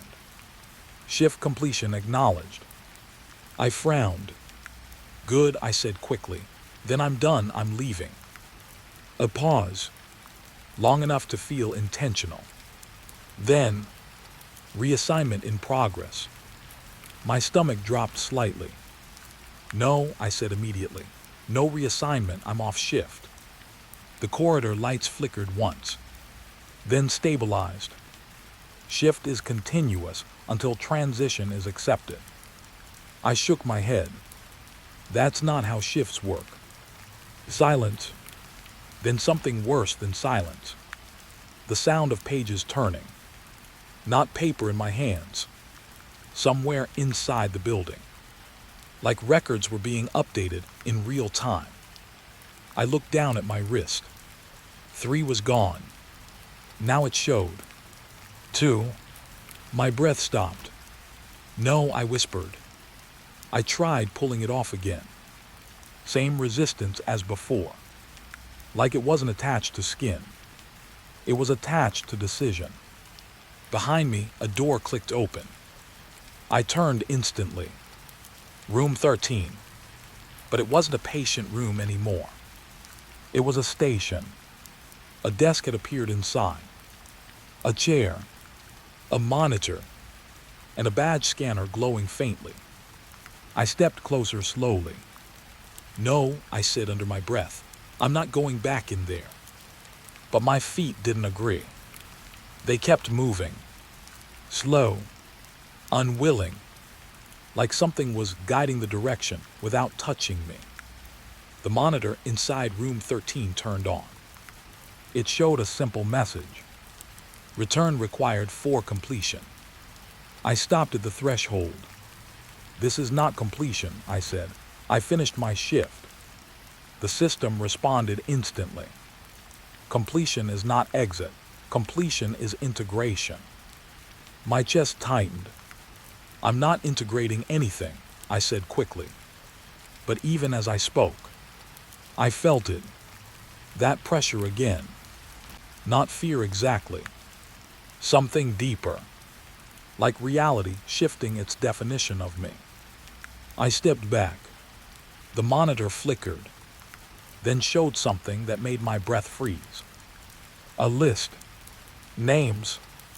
Dozens of them. Each labeled RESSIGNED. Some had timestamps. Some didn't. But one thing was consistent. None of them said left. I stepped closer again. Slowly now. Scanning the list. My stomach turned when I noticed something familiar. One name halfway down the screen. It wasn't mine, but it was almost mine. Same structure, same rhythm, like a version of me that had already been processed and renamed. I swallowed hard. Where do they go? I whispered. The system responded calmly. No departure recorded. I frowned. That's impossible. People leave hospitals. A pause. Then, not in Ward 13. The corridor behind me felt longer now. Not physically, but mentally. Like the idea of leaving was becoming harder to imagine than the building itself. I turned slowly. Room 13 was still open, but now the chair inside had turned slightly. Facing me. Waiting. Not threatening. Just certain. Like it already knew what I would do next. I stepped inside. I didn't mean to, but I did. The moment I crossed the threshold, the door closed behind me again. No sound. Just absence. The scanner lit up. A soft green glow. The monitor changed. Final shift phase initiated. I backed away quickly. No, I didn't agree to anything. The system paused, then responded. Agreement is inferred through continuity. My head shook. That's not consent, I said sharply. The screen flickered. Then, consent is not required for assignment. My breathing got uneven. This is insane, I muttered. But the room didn't argue. It didn't need to. It just kept working. The chair moved slightly again. Inviting. Not forcing. Just positioning. Like everything here was designed to feel optional while being inevitable. I stepped back toward the door. It didn't open. Of course it didn't. Instead, the monitor changed again, now showing a new message. You are the next shift supervisor. I froze. No, I whispered. The word felt too heavy, too final. I shook my head again. I'm staff. I'm not in charge of anything. The system responded gently. Staff designation has been upgraded. My wristband flickered again. To right arrow 1. My chest tightened. That's not an upgrade, I said quickly. That's reduction. No response. Only the soft hum of the room growing slightly louder. Like it was waking up more fully. The monitor displayed new footage. Ward 13. But not from my perspective. From above.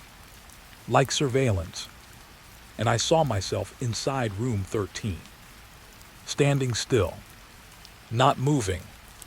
Not reacting. Just waiting in the exact position I was currently in. I stepped back quickly. That's not real, I said. But the image didn't change. It only updated. Now showing 2 versions of me. One standing. One sitting in the chair. Both labeled. Continuity match. My throat went dry. I turned toward the chair slowly. It was closer now, even though it hadn't moved. I swear it hadn't moved, but it was closer. I stepped back again. The door behind me finally opened. I almost laughed in relief. Almost, but then I saw what was beyond it. Not the hallway, not exit signs, just another room 13. Exactly the same. Chair, desk, monitor, waiting. I turned back. Same room behind me. Same room ahead. My stomach dropped completely. No, I whispered. The system responded softly. Exit condition not met. I shook my head harder. What condition? The monitor flickered, then answered. Replacement acceptance. I froze. Replacement of what? The chair shifted slightly again. And for the first time, I heard something else. Not mechanical. Not system-based. A voice. Soft. Almost tired. From inside the room. You. I spun instantly. Nothing visible. But the air felt occupied. Like something had finally spoken without permission. The monitor updated one final time. Shift supervisor ready for transfer. My wristband changed.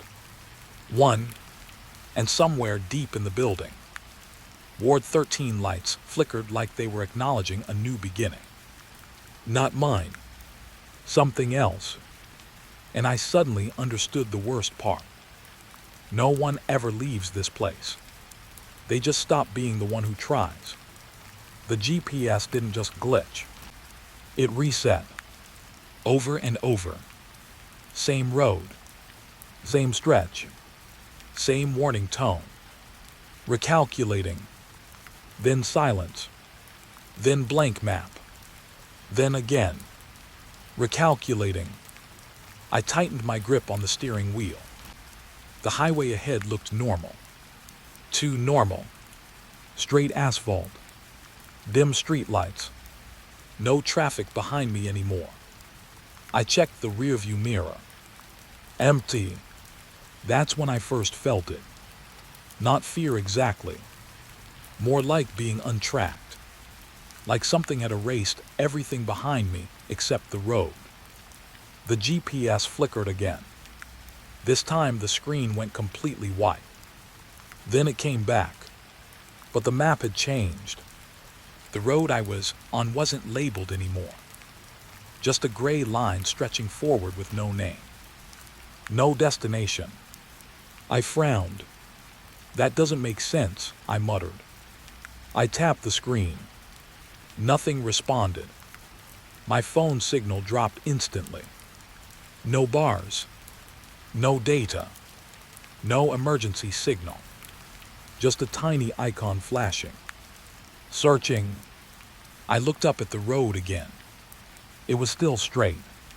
Still normal. But now the streetlights were spaced slightly wrong.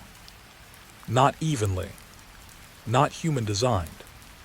like someone had adjusted the rhythm of distance. I slowed the car.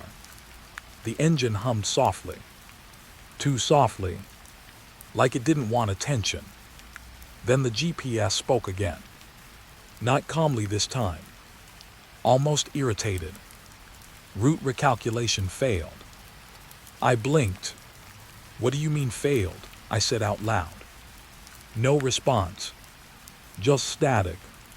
Then the screen changed again, this time showing a message I didn't install. Road not found outside current pass. My throat tightened slightly. I looked around. Empty highway. No exits. No signs. No junctions. Just forward. Always forward. I pressed the brakes lightly. The car slowed, but the road didn't change. Distance felt wrong now, like slowing down didn't reduce movement through space, just awareness of it. The GPS flickered again, then showed something new, a timestamp, but it wasn't mine. It was repeating, same second, over and over. I frowned. That's impossible. Then the radio turned on by itself. Static first, then a voice. Calm, neutral, too clean. Remain on current path.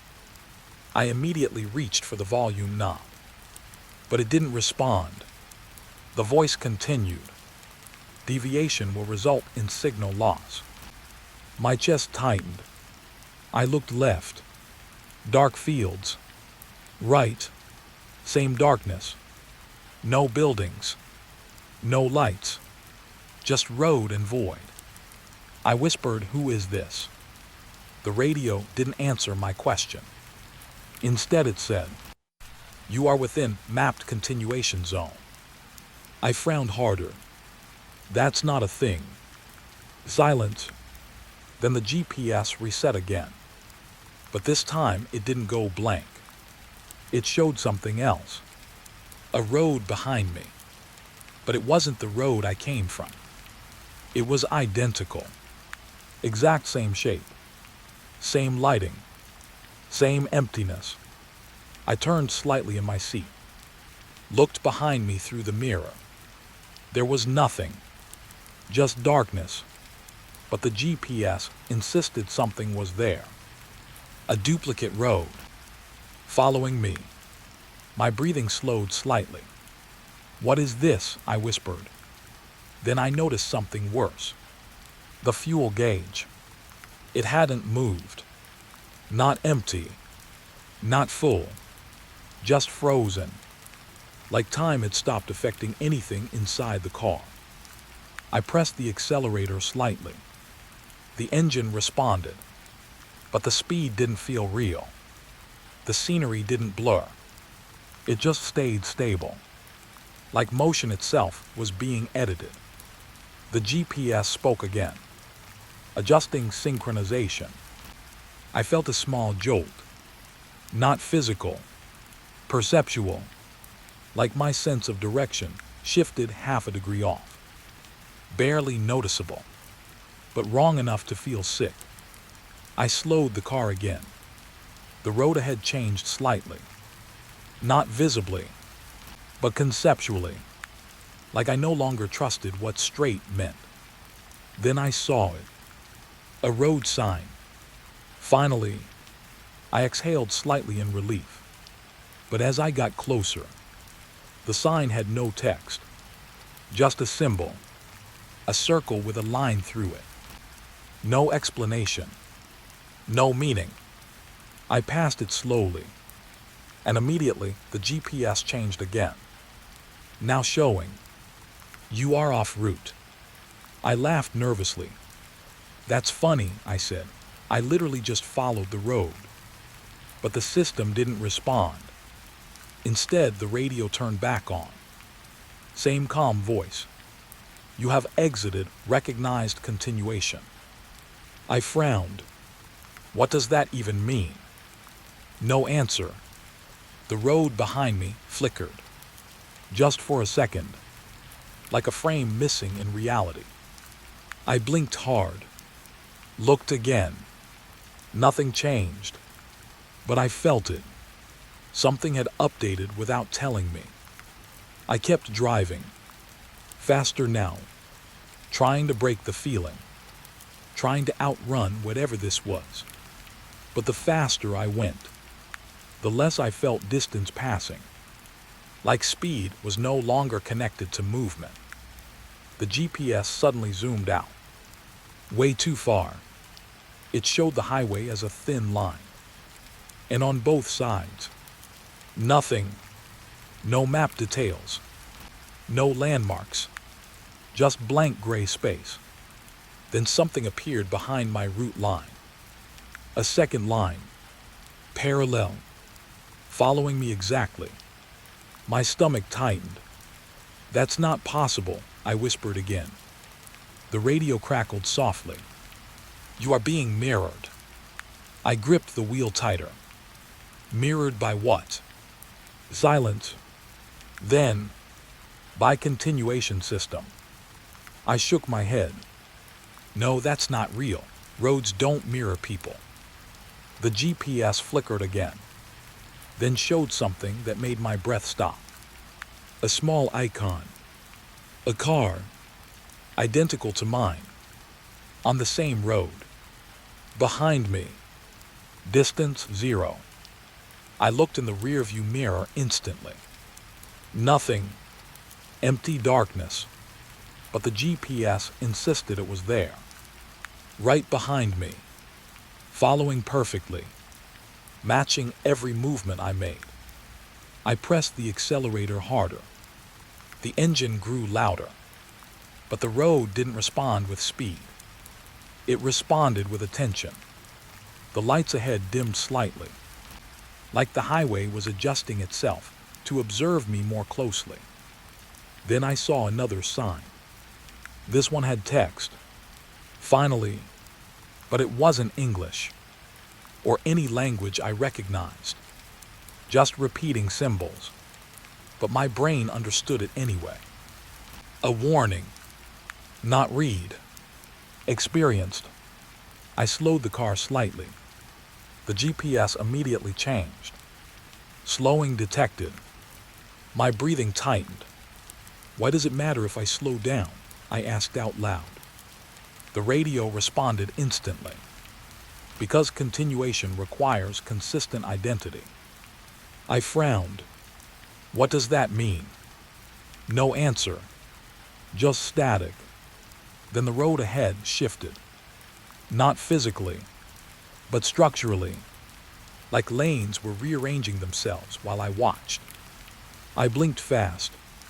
Okay, no, that's not real. But it was, because the GPS updated again. Now showing route stability declining. My hands started sweating slightly. I looked ahead. The highway still looked normal, but now I couldn't trust it. Not even a little. Then something happened that made my stomach drop completely. The GPS showed my current position, but it wasn't moving. My car icon was stationary, even though I was driving. I pressed the brakes instinctively. The car slowed, but the icon didn't change. It stayed frozen, like I wasn't traveling, just existing in place while the world moved around me. The radio spoke again. Movement has been decoupled from progression. I shook my head. No, I'm driving. I'm moving right now. Silence. Then the GPS zoomed in again, and I saw something I didn't want to see. The road ahead wasn't leading anywhere. It was looping back into itself, like a closed circuit pretending to be infinite. I whispered no, but the system answered softly. You have always been within looped continuation. My grip tightened on the wheel. My breathing got shallow. And then I saw it. Ahead in the distance. A road sign. Same symbol as before. circle with a line through it. But this time, it was facing me, not warning me, recognizing me. And as I got closer, I realized the road didn't stretch forward anymore. It curved slightly, back toward me, like it had never been going anywhere at all. Just learning how I move, so it could start moving like me. It started with the dashboard, not the road, not the sky. The dashboard, a small red notification blinking where no notification should exist. New log entry. I frowned. I hadn't installed anything like that. I tapped the screen. Nothing happened. Then the car radio clicked on by itself. No static this time. Just a calm, flat voice. Recording active. My hand froze midair. Recording what? I muttered. No answer. Only silence from the speaker. The road ahead was empty again. Too empty. No headlights behind me. No distant trucks. Just long black highway stretching into nothing. I should have pulled over. That was my first thought. But the exit signs weren't showing anymore. Just blank poles passing by like they were waiting to remember their purpose. Then the dashboard changed again. A file opened by itself. Black screen. White text. HITCHKR log case 1. I blinked. That's not from my system. The car responded immediately. System update. Active field recording protocol. My stomach tightened slightly. I didn't approve any protocol, I said. Silence. Then, approval is inferred through continued operation. I stared at the screen. That doesn't make sense. But the system didn't care. The file began playing. Not video. Text logs. Like police reports being read directly into my car. Subject seen ON Route 19 female, white clothing, wet hair. I frowned. Route 19 wasn't this road. It wasn't even nearby. The voice continued calmly. Subject entered vehicle sightline, but was not physically approached. I slowed the car slightly without thinking. Why was I reading police logs while driving alone on a highway? Then something strange happened. My headlights flickered once. Just once.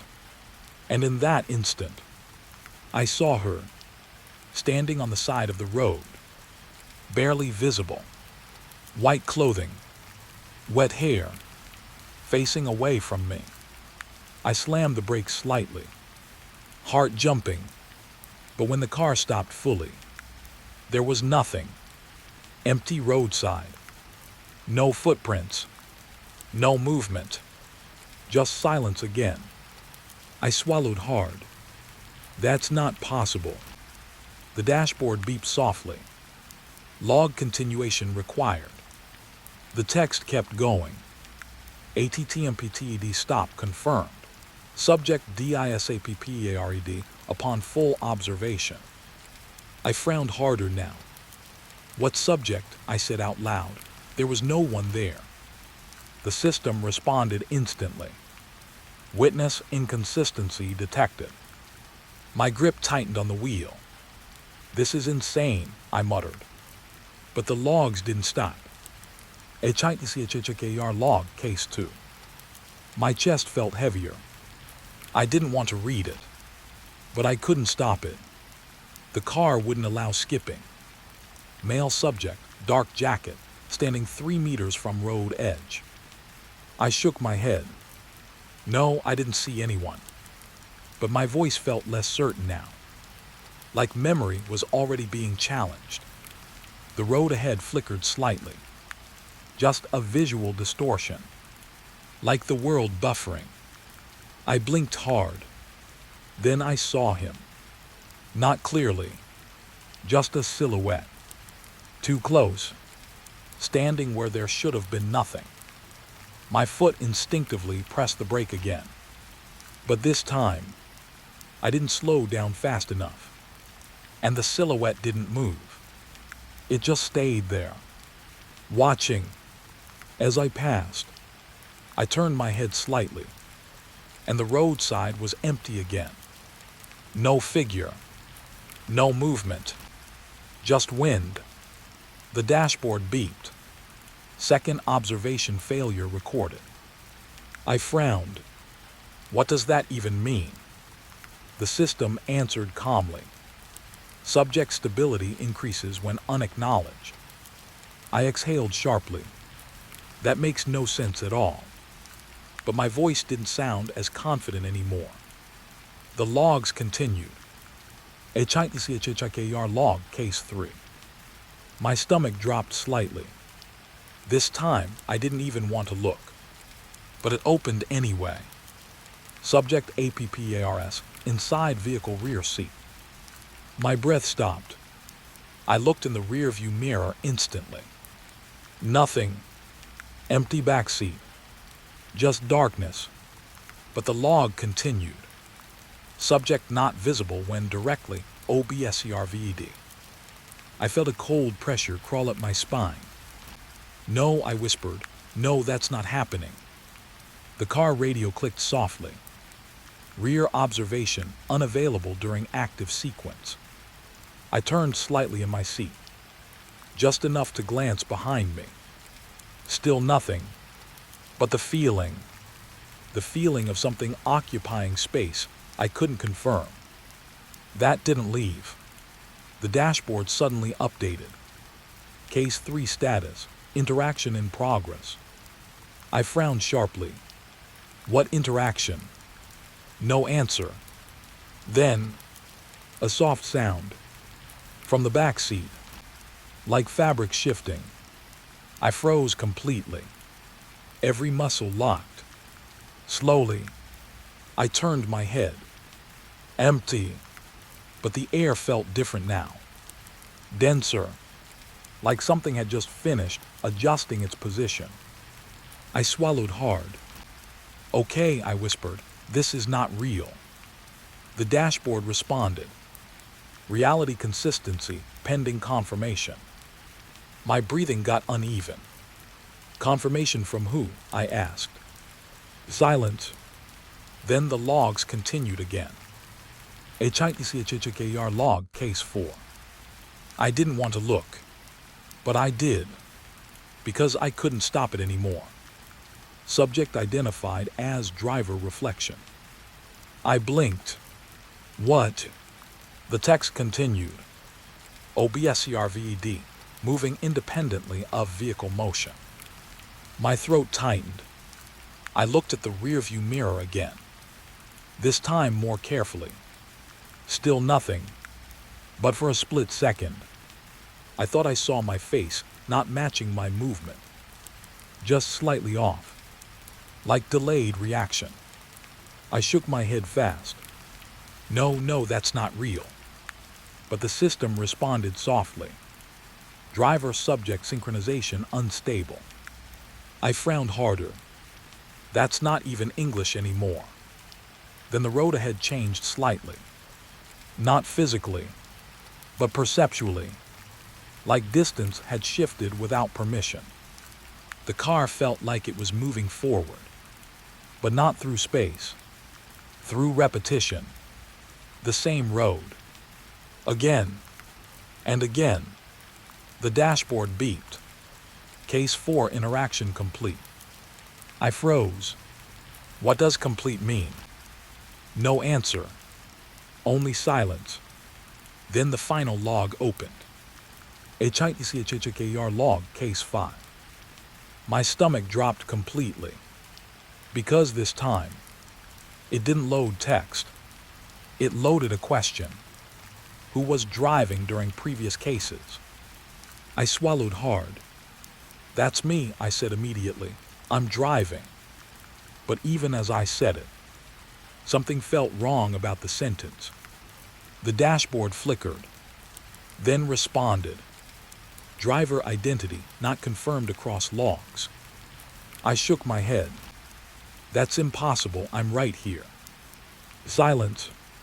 Then, define here. My chest tightened.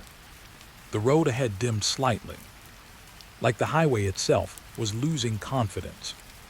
I looked at my hands, still on the wheel, but now they felt slightly unfamiliar, like I was observing them instead of controlling them. The car radio turned on again. No voice this time, just static, then a whisper inside it. Some hitchhikers never leave the road. I froze, and in that moment, I noticed something in the dashboard reflection. A shape, not outside the car, not behind it, inside the glass itself, standing behind me, too close. But when I turned, nothing, only empty seats, only silence. The dashboard beeped one final time. All HITCHHIKER LOGS complete. I exhaled slightly, relief trying to form, but it didn't last, because the final line appeared underneath. New driver entry, DATSCTED. My breath stopped. The car slowed slightly on its own, not stopping, not accelerating, just adjusting, like it had received a new driver profile. I looked forward again. The road was still there, but now it felt like it was waiting for someone else to continue it. And I suddenly realized something I didn't want to accept. The hitchhikers weren't appearing on the road. They were documenting who was driving it. The exit was right there. Bright sign, reflective arrows, standard highway markings. I saw it clearly. Everyone would have seen it. But the truck in front of me didn't slow down. It just passed it, like it wasn't there at all. I frowned slightly and eased off the accelerator. Okay, maybe he missed it, I muttered. But then the second car did the same thing. No brake lights, no hesitation, just straight past the exit. My stomach tightened a little. I looked again. The exit sign was still there. Clear, impossible to miss. Yet car after car kept ignoring it like it didn't exist. Like the road itself was convincing them to stay. I tapped my fingers on the steering wheel. All right, that's weird. I checked my GPS. The screen flickered once, then updated. Exit detour recommended. Continue straight. I frowned. That's not what I selected. No response. Just that same calm system silence. The road ahead felt normal. Too normal again. Same endless highway. Same empty stretch of asphalt. But something about it felt rehearsed. Like I wasn't the only one repeating a pattern. I slowed down slightly. I could still take the exit. It was right there. Just a few meters ahead now. Clear view. Perfect timing. I turned the wheel a little. And that's when the GPS reacted instantly. Reroute in progress. I froze. What? No, I didn't confirm anything. The steering suddenly felt heavier. Not locked. Just resistant. Like the car was unsure whether it should allow me to leave the current path. My heart rate picked up slightly. I tried again. Turned the wheel a bit more. The exit was directly beside me now. I could physically take it. But the GPS screen flickered violently. Then a soft voice came through the speakers. Exit not validated for current cycle. I frowned hard. Cycle? What cycle? No answer. The exit sign passed my window. Slowly, too slowly. And as I crossed it, something felt wrong. Not visual, not physical, conceptual. Like I had just skipped something I wasn't supposed to skip. I looked in the rearview mirror. The exit was gone. Not behind me. Not faded. Gone. Like it had never existed in that stretch of road. I blinked. That's not possible. The GPS updated again. Continuation confirmed. My grip tightened on the wheel. Continuation of what exactly? I said out loud. The radio clicked softly. Then the voice returned. Route integrity preserved. I shook my head. This doesn't make sense. But my voice already sounded tired. Like I had been arguing with something for too long. Then I noticed something. The car in front of me. It had also ignored the exit. But now it was slowing down. Not because of traffic. Because the road itself was changing. The highway lights ahead began to shift slightly. Not position. Pattern. They were spacing themselves differently. Like someone was correcting alignment after every vehicle passed. I felt a strange discomfort in my chest. Like the road was adapting to behavior. Not guiding it. Responding to it. The GPS flickered again. This time showing multiple detours, ignored. I frowned. What detours? The system didn't explain. Instead, the radio turned on again. Midnight routing active. I blinked. Midnight routing. No answer. Just static. Then the voice came back softer. Detour stabilized non-compliant exits. My stomach tightened slightly. What does that even mean? Silence. Then something unexpected happened. The exit sign reappeared ahead. Same one. Same location. Again. I froze. That's impossible, I just passed it. But there it was. Bright. Clear. Like the road had reset itself. I slowed down instinctively. The car behind me did too. Almost in sync. Too perfect. I glanced at the mirror. The cars behind me weren't reacting independently anymore. They were mirroring my speed adjustments with slight delay. Like they were learning from me. The exit came closer again. My pulse started rising. This is the same exit, I whispered. The GPS updated immediately. Correction loop DATSCTD. My hands tightened. No, I'm not looping anything. But the system didn't argue. It just adjusted. The steering wheel vibrated slightly. A subtle correction. Not forcing me. Suggesting direction. I resisted. Turned the wheel slightly toward the exit again. And instantly, the dashboard beeped sharply. Deviation registered. My breathing got shallow. The exit was right there. Clear. So why did it feel like leaving it would be wrong? I swallowed hard. This is insane. Then I saw something that made my skin go cold. The cars ahead. Every single one. They were merging back onto the same lane after passing the exit. Not taking it. Returning to the main road as if they had always done so. Like the exit was never an option. Just a temporary illusion. I frowned. That's not how highways work. But the GPS disagreed. Exit compliance failure rate, 0%. I blinked. 0%. Meaning no one actually took it. Ever. Even though I had clearly seen cars pass it before. My mind felt slightly off balance. Like memory was being gently realigned. The exit sign came closer again. Third time. Same spot. Same brightness. Same impossible consistency. I hesitated. My hand hovered over the wheel. I could take it. This time I was sure I could. But the radio spoke again. Calm. Almost patient. Detour is not an option. I frowned. Then why is it visible?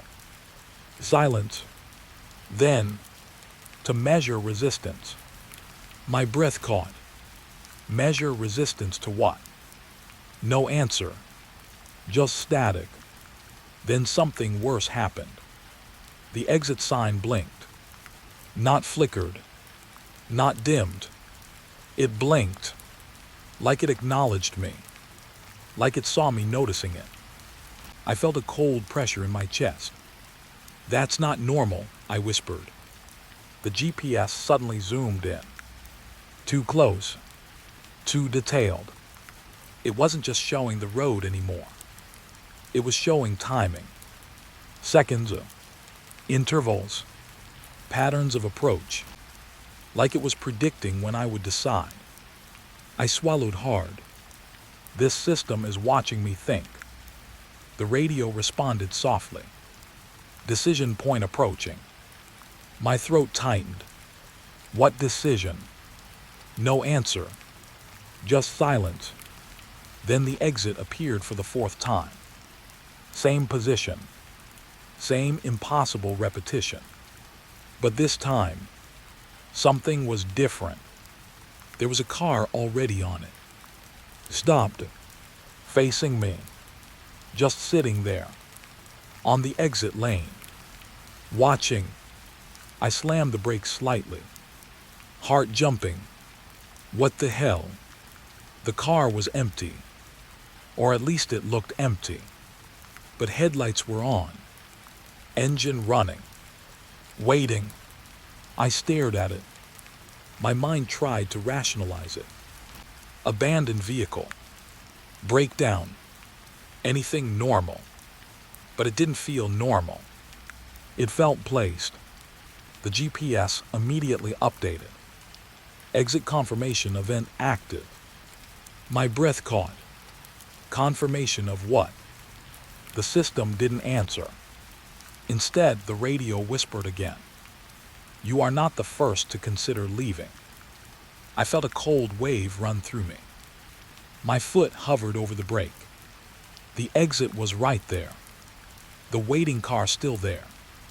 Watching. Not moving. Just existing like a checkpoint. I slowly turned my head toward the exit lane.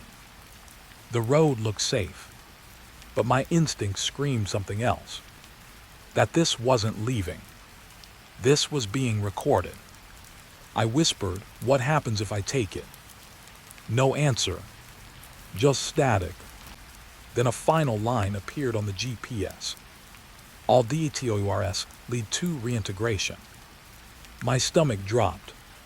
I looked at the exit one last time. Then at the road ahead. And for the first time, I realized something terrifying. The highway wasn't trying to guide me somewhere. It was trying to see if I would ever stop following it. The dashcam didn't just glitch. It reversed. Not the video. Time. I watched a car in front of me pull ahead on the recording, then suddenly appear behind me again in the same frame. Same headlights. Same position. Same movement. But earlier, my fingers went cold on the steering wheel. No, that's not how recordings work, I whispered. I paused the footage, rewound it, then played it again. The same car passed me, then passed me again, and again, each time slightly different timing, like the road was forcing the same moment to happen in layers. I pulled the car slightly closer to the shoulder. My heartbeat was already uneven. The highway outside looked normal. That was the worst part. Everything looked fine. Too fine. Like nothing was wrong, except the way time behaved when I wasn't looking directly at it. I glanced at the road ahead. Empty. No traffic. No motion that made sense anymore. Then the dash cam flickered. And I saw it. My own car. On the footage. Driving past me. From the future. I froze. My throat went dry instantly. That's impossible. I checked the mirror. Nothing. Just darkness behind me. But the dashcam kept playing. My car appeared again. Same lane. Same speed. But this time, it was before I had even accelerated. I pressed pause. The screen froze. My hands were shaking slightly now. "What is this road doing?" I whispered. Then the dashcam spoke. Not literally, but through text overlay. Time loop detection, active. My stomach tightened. "I didn't install that feature," I said out loud. No response. The road ahead suddenly felt longer. Not visually, perceptually, like distance had been stretched while I wasn't paying attention. I pressed the accelerator slightly. The engine responded normally, but the scenery didn't behave normally. It didn't blur. It repeated. Same roadside marker. Same patch of darkness. Same broken rhythm of light poles. I frowned. This is not normal driving. The dashcam suddenly auto-played again. Without my input. A new segment. But it wasn't new. It was earlier. I was watching myself from 2 minutes ago. Driving. Looking confused. Looking at the road like I didn't trust it yet. My chest tightened. "That's me," I whispered. Then I watched myself on the footage slow down. And I saw something terrifying. Behind that version of me was my current car. Following, but I wasn't driving behind myself. I was inside both positions at once. My breathing got shallow. No, no, no. I checked the road again. Empty. But the dashcam showed traffic that didn't exist anymore. Cars appearing, disappearing, reappearing in slightly earlier positions. Like the highway couldn't decide when anything was supposed to happen. Then the radio clicked on. No static, just a calm tone. Temporal inconsistency acknowledged. I gripped the wheel tighter. "Stop saying that," I muttered. The voice continued. "Rewind stabilization in progress." I frowned. "What rewind?" The dashcam suddenly jumped. I was now watching myself again, but earlier than before. Same road, same silence, same uneasy stillness. And then, something changed. A car ahead of me on the footage reversed its movement. Not physically turning, time revering. It went backward into position, then stopped, then reappeared slightly ahead again. My stomach turned. "This is not possible," I said under my breath. But it was happening. On repeat. The highway wasn't moving forward anymore. It was reloading itself. I looked out the windshield again. The road looked normal. But now I couldn't trust what normal meant. The dashcam beeped. "Loop anchor DATSCTD." I blinked. Loop anchor. No answer. Just a new segment loading. This time, I saw something I didn't expect. My exit. The one I passed earlier. It appeared again. Ahead. Like it had never been behind me at all. I felt a cold wave go through my chest. That exit, I already passed it. But there it was. Again. Same sign. Same placement. Same impossible repetition. I slowed down instinctively. The dashcam immediately responded. Rewind alignment active. My breath caught. What alignment? Then it happened. The world outside shifted. Not visually like a jump cut, but like reality corrected itself slightly backward. The exit moved closer. not because I was approaching it, but because time was pulling it back toward me. I pressed the brake lightly. The car slowed, but the road didn't care. It adjusted around my decision, like my choices were just markers being edited into place. The dashcam replayed the exit again, and again, each version slightly earlier, each version slightly more real. I swallowed hard. This isn't driving anymore. The radio spoke again. Highway memory cycle incomplete. I frowned. What does that mean? Silence. Then, you are experiencing unsynced timeline retention. My head felt heavy, like understanding was slipping away from me in real time. I looked at the dash cam again and saw something worse. A version of me stepping out of the car, standing on the highway, looking back at the vehicle, like I had already ended the drive. But I was still here, inside it, driving forward. I whispered, "That's not me." But my voice didn't sound convinced. The exit passed again, and again. Each time I didn't take it. Each time I watched myself slightly earlier choose differently. I felt sick, because I realized something. The highway wasn't looping time. It was testing versions of me.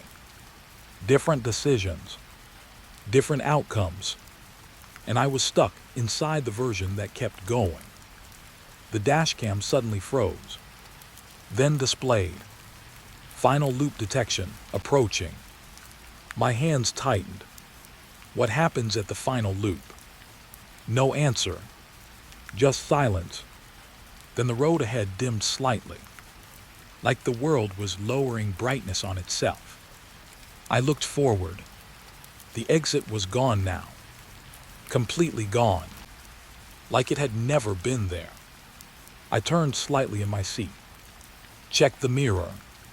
Empty road behind me, but the dashcam still showed it, still replaying it, still insisting it existed.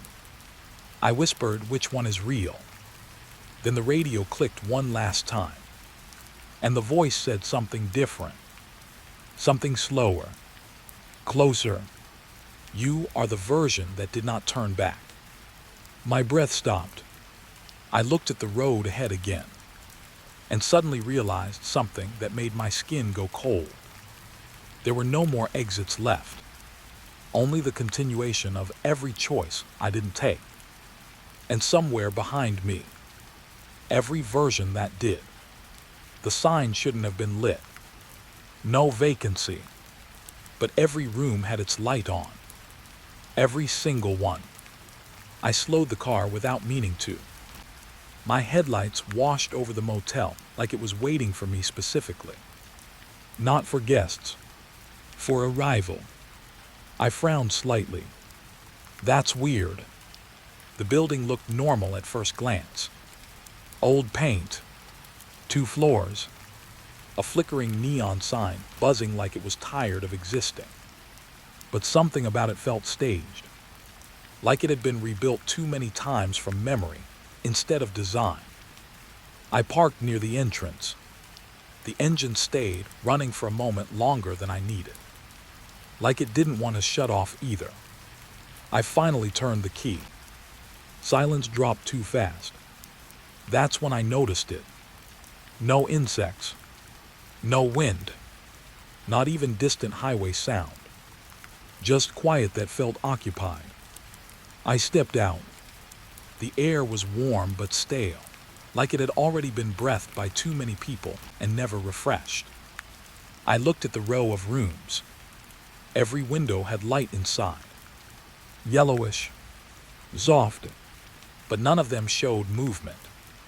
No shadows, no TV flicker, no life, just stillness pretending to be normal. I walked toward the reception.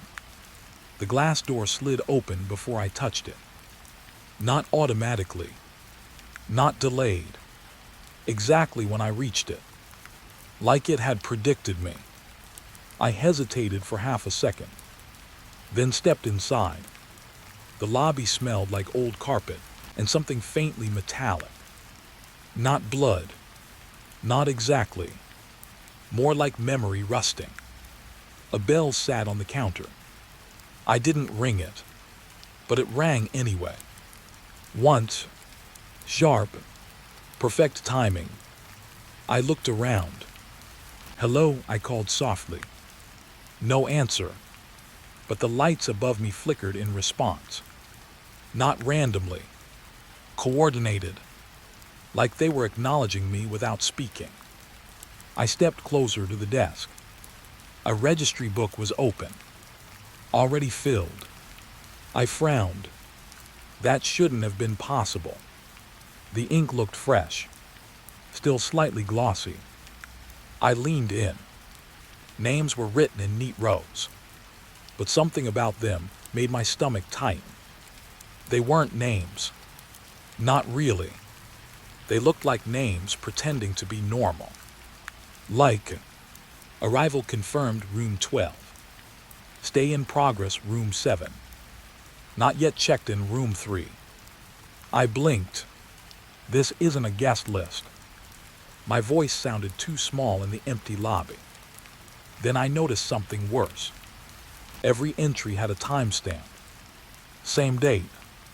Different times. But all within the next hour. My throat tightened slightly. That doesn't make sense. A soft sound came from behind me. I turned quickly. Nothing. Just hallway. Still. Too still.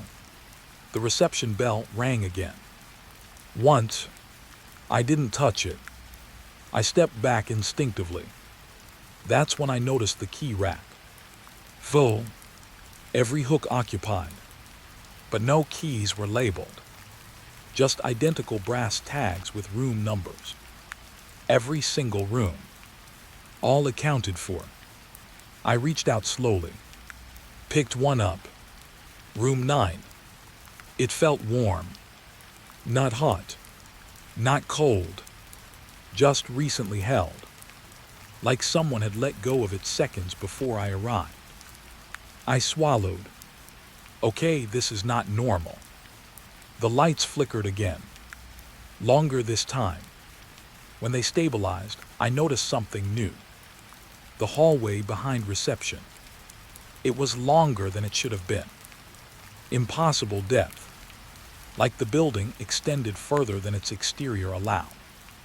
I frowned. That's not physically possible. But I was already walking toward it. Not because I wanted to. Because standing still felt worse. The hallway lights were all on. Every room door slightly visible. Every single one closed. No noise. No movement. Just repetition of structure, pretending to be architecture. I walked slowly, counting doors without meaning to. 1, 2, 3. They all looked identical. 2 identical. Same paint wear. Same carpet stain patterns. Like someone had copied one room and stretched it into a corridor. I stopped at room 3. The number plate was slightly tilted. I frowned. That's odd. As I stared at it, the door clicked softly. Unlocked. I didn't touch it. It opened anyway. Just a crack. Not wide. Enough to see light inside. Warm. Inviting. Too inviting. I stepped closer. Inside, the room looked perfectly normal. Bed made. TV off. Curtains drawn. But something about it felt recently used. Like the air still hadn't decided if it belonged to someone or not. I slowly pushed the door wider. The room looked empty. But then I noticed the mirror. Opposite the bed. It reflected the room slightly differently. I frowned. Tilted angle. I stepped inside. The moment my foot crossed the threshold, the hallway behind me went silent in a deeper way. like the building noticed I had entered a recorded space. I turned back slightly. The hallway was still there, but the light outside the room felt dimmer now, like I had separated from it. I looked back into the mirror and froze, because my reflection wasn't standing still. It was sitting on the bed, facing forward, waiting. My breath caught instantly. I turned around fast. The bed was empty, just perfectly arranged sheets. I looked back at the mirror. My reflection was still sitting. Same posture, same stillness, but now it slowly tilted its head, like it was acknowledging I noticed it. I whispered no. The reflection smiled slightly, but I wasn't smiling. I stepped back. The mirror reflection stayed seated, unbothered, watching, like it had always been there before I arrived. The room behind me felt heavier now. I could feel it shifting, not physically, structurally, like the space was adjusting to my awareness. Then the TV turned on. No remote, no sound, just static light. Then text appeared. Check-in complete. My stomach dropped. I didn't check in. The reflection stood up in the mirror. Slow, deliberate. It walked toward the mirror surface, stopping just inches away from it, looking directly at me. Then it mouthed something, but no sound came, just movement. I leaned closer instinctively, trying to read it. It repeated the same motion. Slow, clear, UARRIVED first. My breath stopped. What does that mean? I whispered. The room lights flickered. Once, twice. When they stabilized, the bed was no longer empty. There was a shape under the blanket. Still, perfectly still. I hadn't seen it before. I hadn't heard it. But now it was there like it had always been there. I stepped back slowly. No, I didn't see that before. The mirror reflection raised a hand, pointing toward the bed, insisting. I shook my head. I didn't come here to stay. The reflection tilted its head again. Then the TV flickered. New text. No vacancy confirmed. My throat tightened. I turned toward the door. It was closed now. I don't remember closing it. I walked toward it quickly, grabbed the handle, pulled. It didn't move. I pulled harder. Still nothing. Behind me, the bed shifted slightly. Just enough fabric movement to confirm it wasn't empty anymore. I turned slowly. The mirror reflection was gone. Now only my real reflection stood there. Outside the mirror. Inside the room. Standing exactly where I was. I whispered, "That's not possible." It looked at me calmly, then spoke without moving its lips. "You checked in already." The lights went out. For a second. When they came back, the room number on the door had changed. From 3 to 1. And outside the room, the hallway no longer led back to reception. It only led deeper into identical doors, all showing light, all showing occupancy, all waiting for someone who had already arrived before realizing it. I got your full structure and style rules, but I need to flag one thing before I write. A strict 1350-word exact count script is required, and your packing system depends on precise length control. To keep continuity across your series and avoid rushed or uneven flow, I will write it as close as possible to cinematic YouTube packing, but I can't guarantee perfect word-to-word precision without breaking natural storytelling rhythm. Now I'll proceed with Chapter 2, Room Keys That Duplicate. The key was already in my hand, but I swear I never picked it up twice. I stood there at the reception desk, staring at the small metal tag between my fingers. Room 12, rusted edges, cold like it had been in ice water. The receptionist didn't look at me when she spoke. "Sign here." Her voice was flat, too flat, like she had said the same words 1,000 times and stopped meaning them. I signed the register. My pen moved slow, almost unwilling. That's when I noticed something strange. The counter already had a second key for room 12. Sitting there, waiting.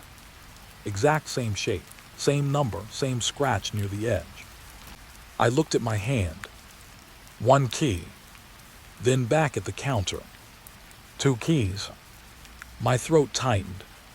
"Excuse me," I said softly. "Why is there another key for my room?"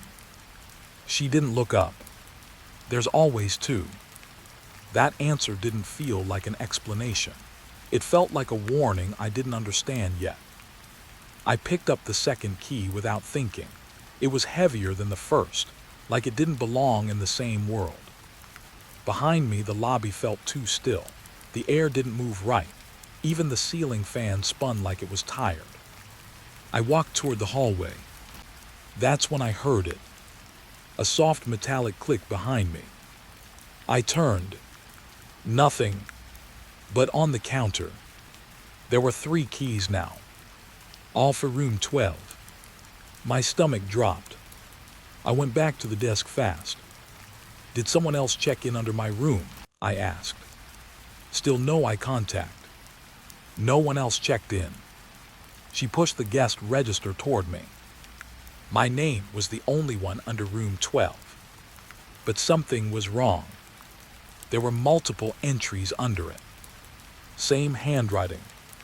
My handwriting. Different times. Different signatures. All dated tonight. I felt my hand go cold. "I only signed once," I said. She finally looked at me. Her eyes were tired, not scared, not surprised. "Just empty. You only think you did." That line hit me harder than I expected. I stepped back slowly. The lobby lights flickered once. Just once. But when they came back, the keys were gone from the counter. All of them. I exhaled without realizing I was holding my breath. Maybe I imagined it. Maybe. Clink. Something dropped behind me. I turned fast. A single key lay on the floor. Room 12. But I didn't drop it. I still had mine in my pocket. I checked. Yes. Still there. 2 keys. Same room. Now I had 2 again. My pulse started climbing. I left the reception quickly, walking into the hallway that led to the rooms. The carpet felt too soft, like it was absorbing sound. Every step I took felt delayed, like the building was listening before I moved. Room 10 passed. Room 11. Then room 12. My room. I stopped in front of it. The key in my hand felt warmer now. Too warm. Like it had been held by someone else just seconds ago. I slid it into the lock. It turned smoothly. But the door didn't open. I tried again. Still locked. I checked the number. Same scratch mark on the doorframe. Same room. But it felt wrong. Like it was already open somewhere else. Behind me, footsteps echoed. Slow. I turned. No one. But the hallway lights had shifted. Slightly dimmer. Slightly longer. Like the corridor had stretched while I wasn't looking. My breathing got heavier. I tried the second key. It fit. But again, no door movement. Just resistance. Like the lock was refusing reality itself. Then I heard it. A click. Behind me. I turned. Room 12's door was open now. just slightly. A dark crack. I didn't open it. I swear I didn't. But it was open. From inside, light flickered. Not normal light. Something weak, sick, like a dying bulb trying to remember how to shine. I pushed the door slowly. It creaked. The room looked normal at first. Bed, table, curtain. But something was wrong with the bed. There were two pillows, but both had the shape of a head still pressed into them. Fresh, like someone just stood up seconds ago. My throat went dry. I checked my keys again. 3 now, all identical. When I blinked, there were 4. I dropped one immediately. It hit the floor and didn't make a sound. That's when I realized something worse. The carpet was swallowing sound. Not absorbing. Swallowing. I stepped back fast. The door behind me clicked shut on its own. Locked. From inside. I hadn't even touched it. My heart started pounding so loud, I thought the hallway might hear it. Then I saw it. Through the small window of the door. A key. Sliding out from under the door. From inside the room. Slow. Careful. Like someone was placing it there just to be seen. It stopped right in front of me. I didn't pick it up, but my hand moved anyway. Not fully my control. Just enough. Fingers twitching. Almost touching it. Then, I pulled back. Hard. I backed away from the door fast. My pocket felt heavier now. I checked again. 5 keys. But I only entered with 1. The receptionist's words came back. There's always 2. Now I understood. It wasn't about duplicates. It was about continuation. I walked fast down the hallway, not running yet but close. Trying to leave. Trying to reach the lobby. But the hallway, it didn't end. Room numbers started repeating. Same door again and again. Each one slightly different. Some doors open. Some closed. Some already showing a light inside. I stopped. My breath shaking. Okay, this is not real, I whispered. But even saying it felt weak. Behind me, a door opened. Slow. I turned. Room 12. Again. But this time, there was a key hanging from the handle. And it was already labeled. With my name. I didn't move. Didn't breathe. Because I realized something worse than everything before. The keys weren't duplicating. They were distributing. And I was being split into every room they belonged to. The hallway light flickered again. And for a second, I saw myself standing inside one of the rooms, holding keys, waiting, looking directly at me. Then it was gone, but the feeling stayed, like I had already checked in somewhere I never agreed to. I backed away slowly, every step heavier than the last, and as I turned toward what should have been the exit sign blinked once, then changed to Room 12. I froze, because now I wasn't sure anymore which key was mine, or if I was the one being duplicated. And somewhere behind me, I heard the soft sound of metal hitting the floor again. More keys arriving, still arriving, waiting for me to claim them, or for them to claim me first. The first time I saw them, I thought they were just shadows moving wrong. But shadows don't clean floors, and they don't avoid your eyes like you don't exist. It was around 2:47 a.m. when I noticed the hallway outside my room was already clean. Too clean, like someone had scrubbed reality itself. The carpet looked damp but perfect. No footprints, no dust, no noise. That was the first strange thing. The second thing was the cart. It stood at the far end of the corridor. Metal, old, hospital-style wheels. But no one was pushing it. And yet it moved. Slowly, 1 inch at a time. Like it was remembering how to exist. I stayed still near my door, watching it. Telling myself it was just maintenance staff. Normal people. Normal night shift. But then I noticed something worse. The cart had cleaning tools, but no hands holding them. A mop leaned against the side, but the mop head was already wet and dragging slightly across the carpet on its own. That's when I heard it. Soft footsteps. Barely there. Not coming toward me. Coming around me. Like they already knew where I was standing.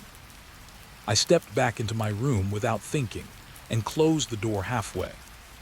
Not fully. Just enough to watch. And that's when I saw them. 3 figures. Maybe 4.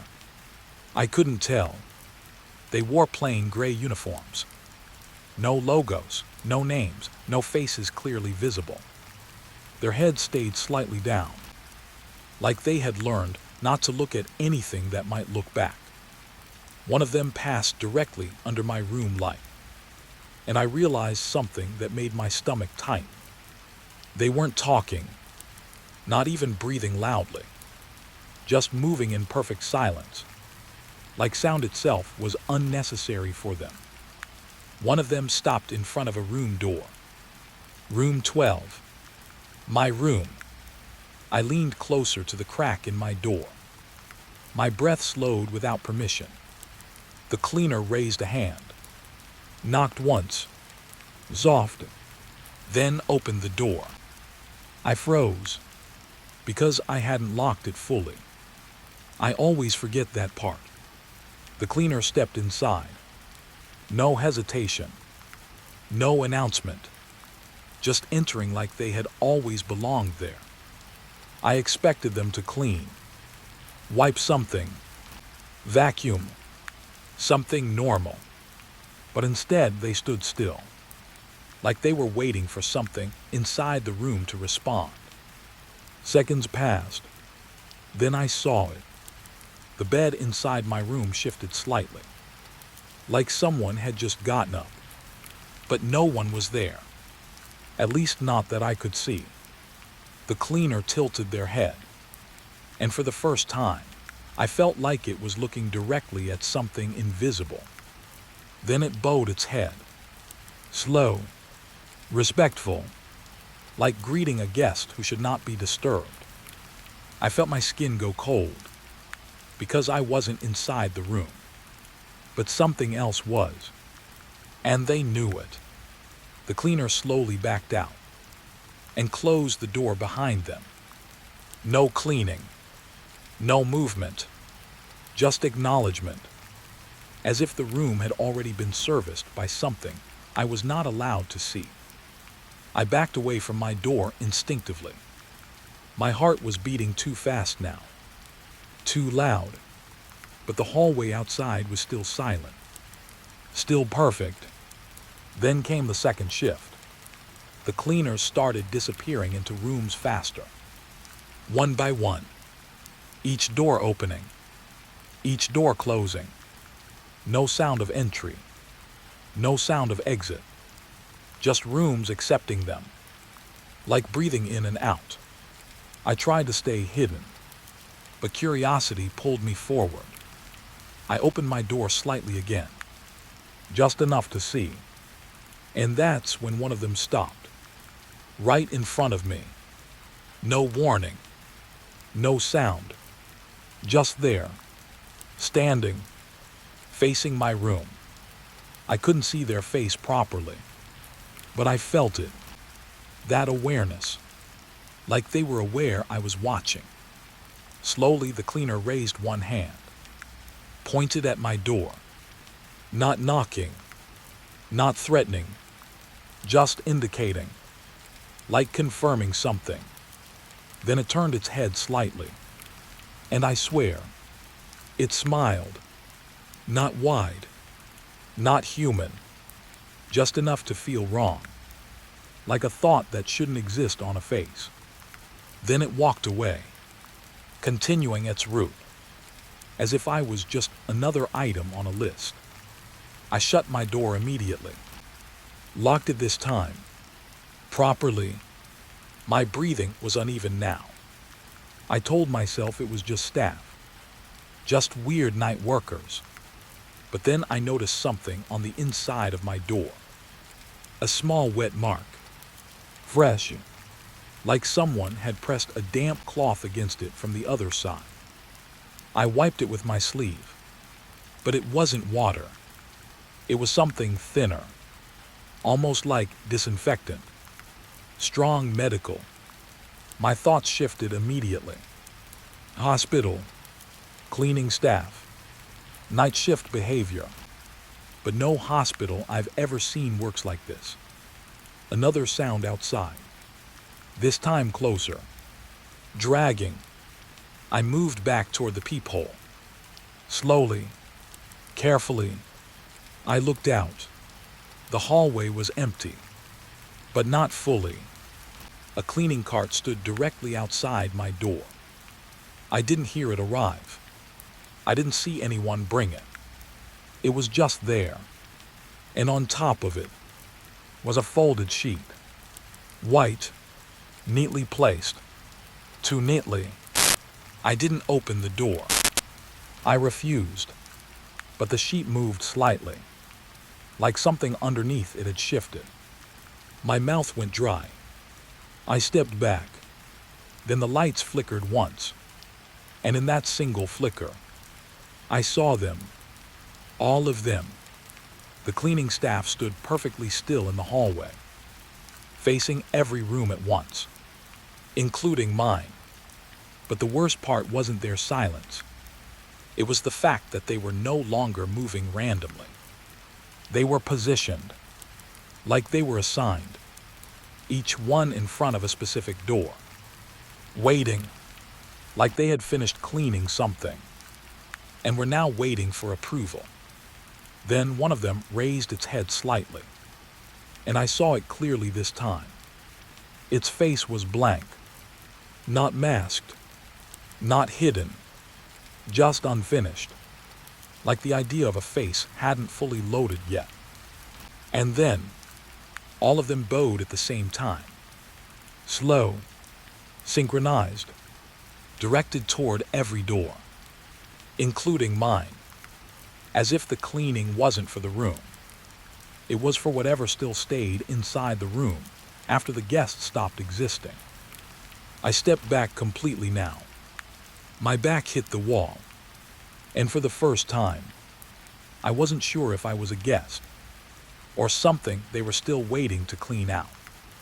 A soft sound came from inside my room, something moving near the bed, slow, deliberate, like someone folding sheets that had never been unfolded.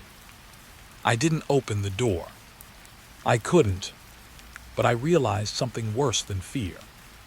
They never come in when you're awake, because whatever they clean only exists after you stop noticing it. And as I stood there, listening to my own room being taken care of without permission, I understood the final truth. No one tells you about night shifts like this. The cleaning staff doesn't remove dirt. They remove evidence. And I was starting to wonder how long I had been here before they decided I needed cleaning too. The moment I saw the registry, I knew something was already wrong with time itself, because my name was there, but I hadn't checked in yet. I stood at the reception desk, staring at the guest book like it was mocking me. The page was fresh, too fresh, no smudges, no wrinkles, like it had been written moments ago or moments before I arrived. And right there in the middle of the page, my full name, Room 14. Check-in time, 03:17 a.m. But it was only 02:58 a.m. I hadn't signed anything yet. I hadn't even been given a room number. My hand went cold. I looked up at the receptionist. She didn't look surprised. She never did. I pushed the book slightly toward her. This is wrong, I said quietly. She didn't even glance at it. It updates itself, she said. That line didn't answer anything. It only made the question worse. I leaned closer. What do you mean it updates itself? She finally looked at me. Her eyes were tired in a way that didn't feel human anymore. I mean, she said slowly, it remembers before you arrive. My stomach tightened. I looked back at the book.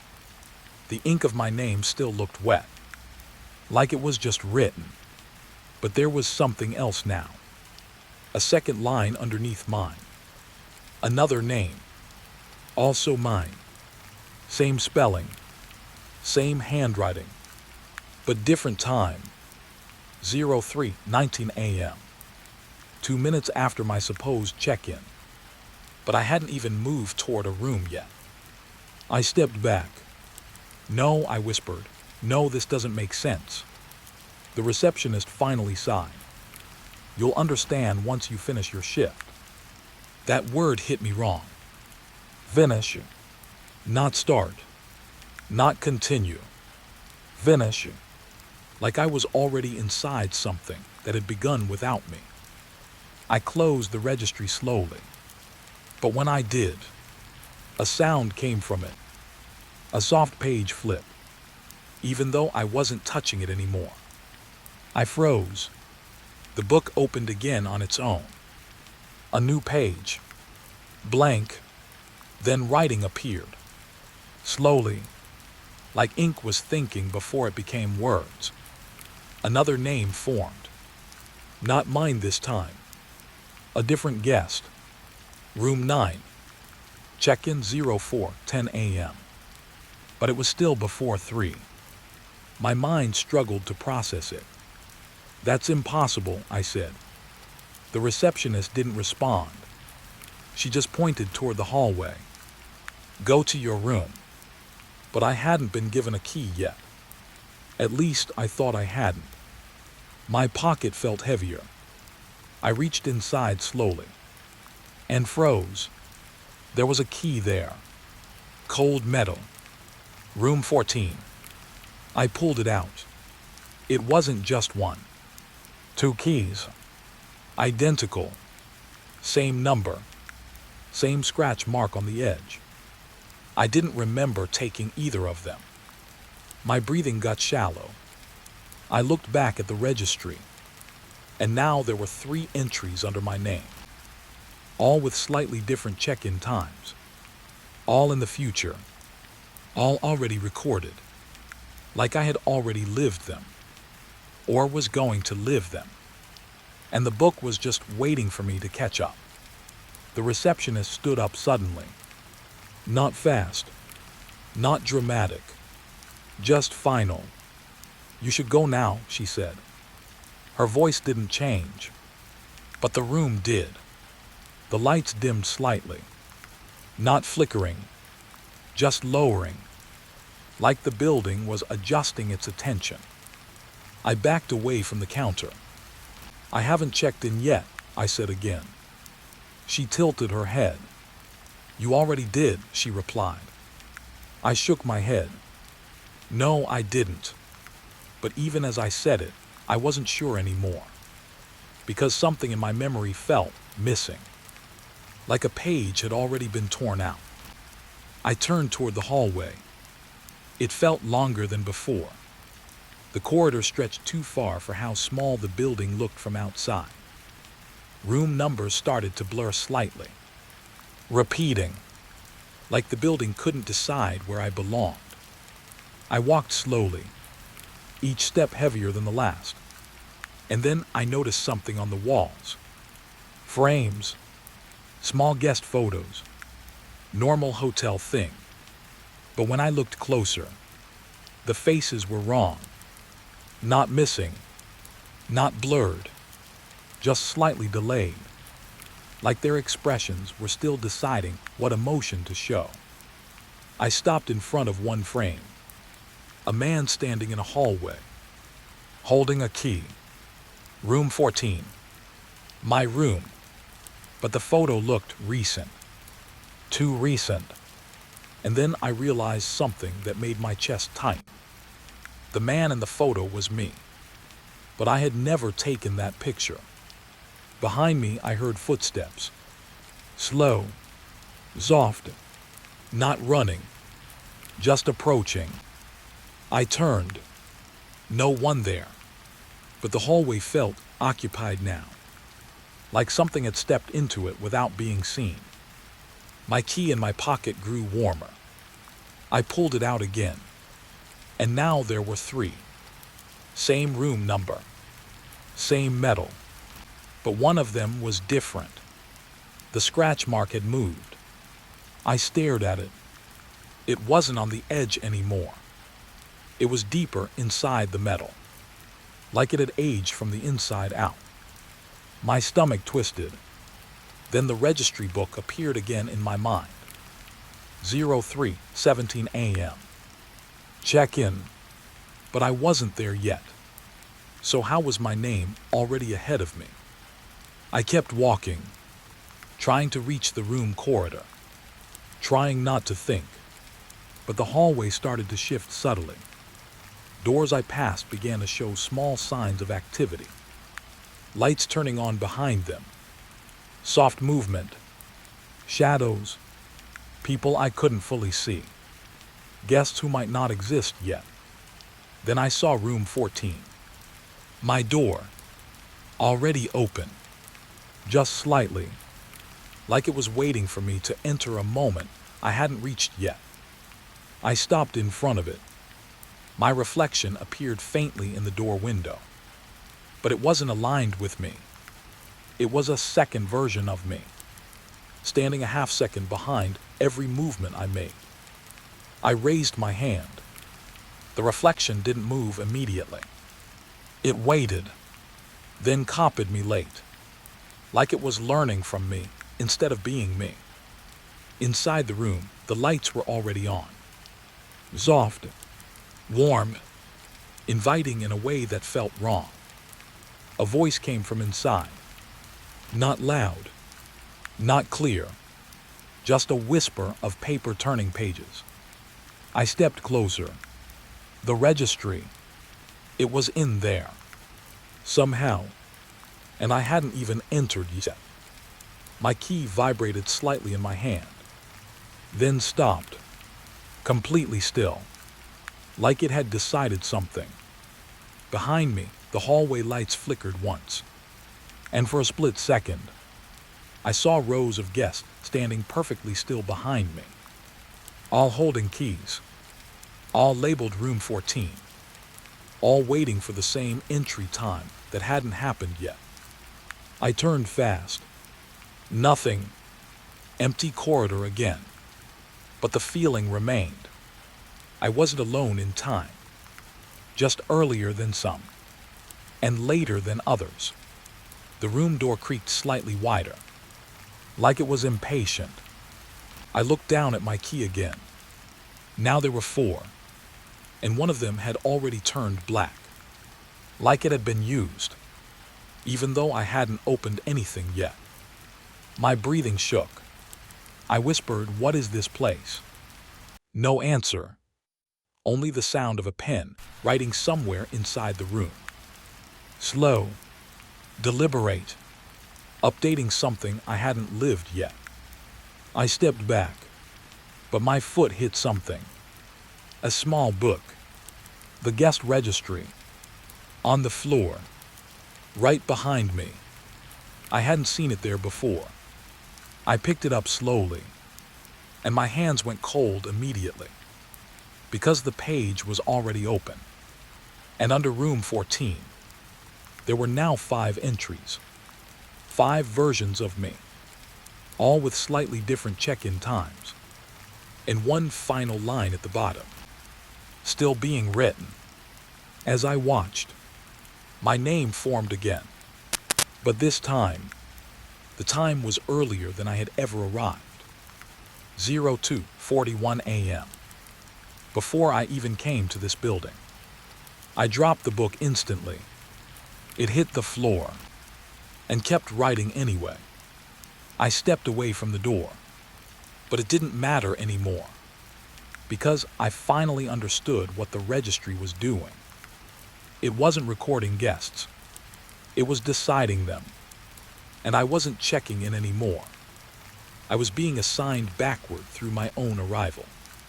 The door to room 14 opened fully from inside, and I could hear pages turning faster now, like something inside was finishing my entire stay before I even started living it. And as I stood there, unable to move forward or back, my key finally stopped multiplying because it had already decided how many versions of me were required. All that was left now was to match the registry's schedule. I was standing at the front desk, but I couldn't remember how I got there. That was the first wrong thing. The second wrong thing was the suitcase in my hand. I didn't recognize it, not even a little, but my fingers were wrapped around the handle like I had carried it for hours. The receptionist looked at me without blinking. "You're checking out?" she asked. Her voice sounded normal. Too normal. Like nothing strange had ever happened in this place. I opened my mouth to answer, but nothing came out at first, because I realized something worse. I didn't know if I was leaving, or if I had already left and come back. I glanced down at the checkout form. My name was already written, signature included. My handwriting, but I didn't remember writing it. Room 17. Stay duration 3 nights. Purpose of visit blank. That last part made my chest tighten. Blank, like my reason for being here, had been erased on purpose. I looked at the receptionist again. "Did I stay here for 3 nights?" I asked slowly. She didn't even hesitate. "Yes." That single word felt heavier than it should have. I shook my head. "No, I just arrived. I think I just arrived." She finally smiled. But it wasn't warm. It was practiced, like she had smiled the same way at every guest who asked that question. "You always think that at checkout," she said. Something about that sentence made my stomach twist. "Always. Not you think that sometimes. Always." I looked around the lobby. It felt familiar. Too familiar. Like I had walked these exact steps before, but without remembering the walking. The walls had a slight hum. Not electrical. Something deeper. Like the building was thinking. Behind me, someone rolled a suitcase across the floor. Soft wheels. Slow movement. I turned. No one there. Just the sound fading down a hallway that felt longer than it should have been. I looked back at the counter. The checkout form had changed. A second page was now attached. I hadn't seen anyone add it. On it was a list. Room 17 items returned. Key. Memory log. Travel reason. Direction of origin. My throat went dry at the last one. Direction of origin. "What does that mean?" I asked. The receptionist tapped the form lightly. "It means where you were going before you came here." I frowned. "That's not possible. People don't forget that." She tilted her head slightly. "They do after checkout." The word checkout suddenly felt wrong. Like it didn't mean leaving. Like it meant something being removed. From inside you. I looked at the suitcase again. It felt heavier now. Not physically. Mentally. Like it was filled with things I wasn't allowed to remember. I placed it on the counter. The receptionist opened it without asking. Inside were clothes. Folded neatly. Not mine. But somehow mine. I recognized patterns I didn't recognize. like deja vu that didn't belong to me. She pulled out a small item next. A room key. Room 17. But I hadn't seen that number before. I thought I stayed in room 14. Or maybe 12. The thought slipped away before I could hold it. Do I get this back? I asked. She shook her head. No one keeps their key after checkout. Then she paused. But you already used yours. I stepped back slightly. I don't remember using it. She finally looked directly at me. And this time, her eyes felt sharper. Of course you don't, she said. That sentence didn't answer anything. It removed something instead, like it was pulling a thread out of my mind. I felt a strange pressure in my head.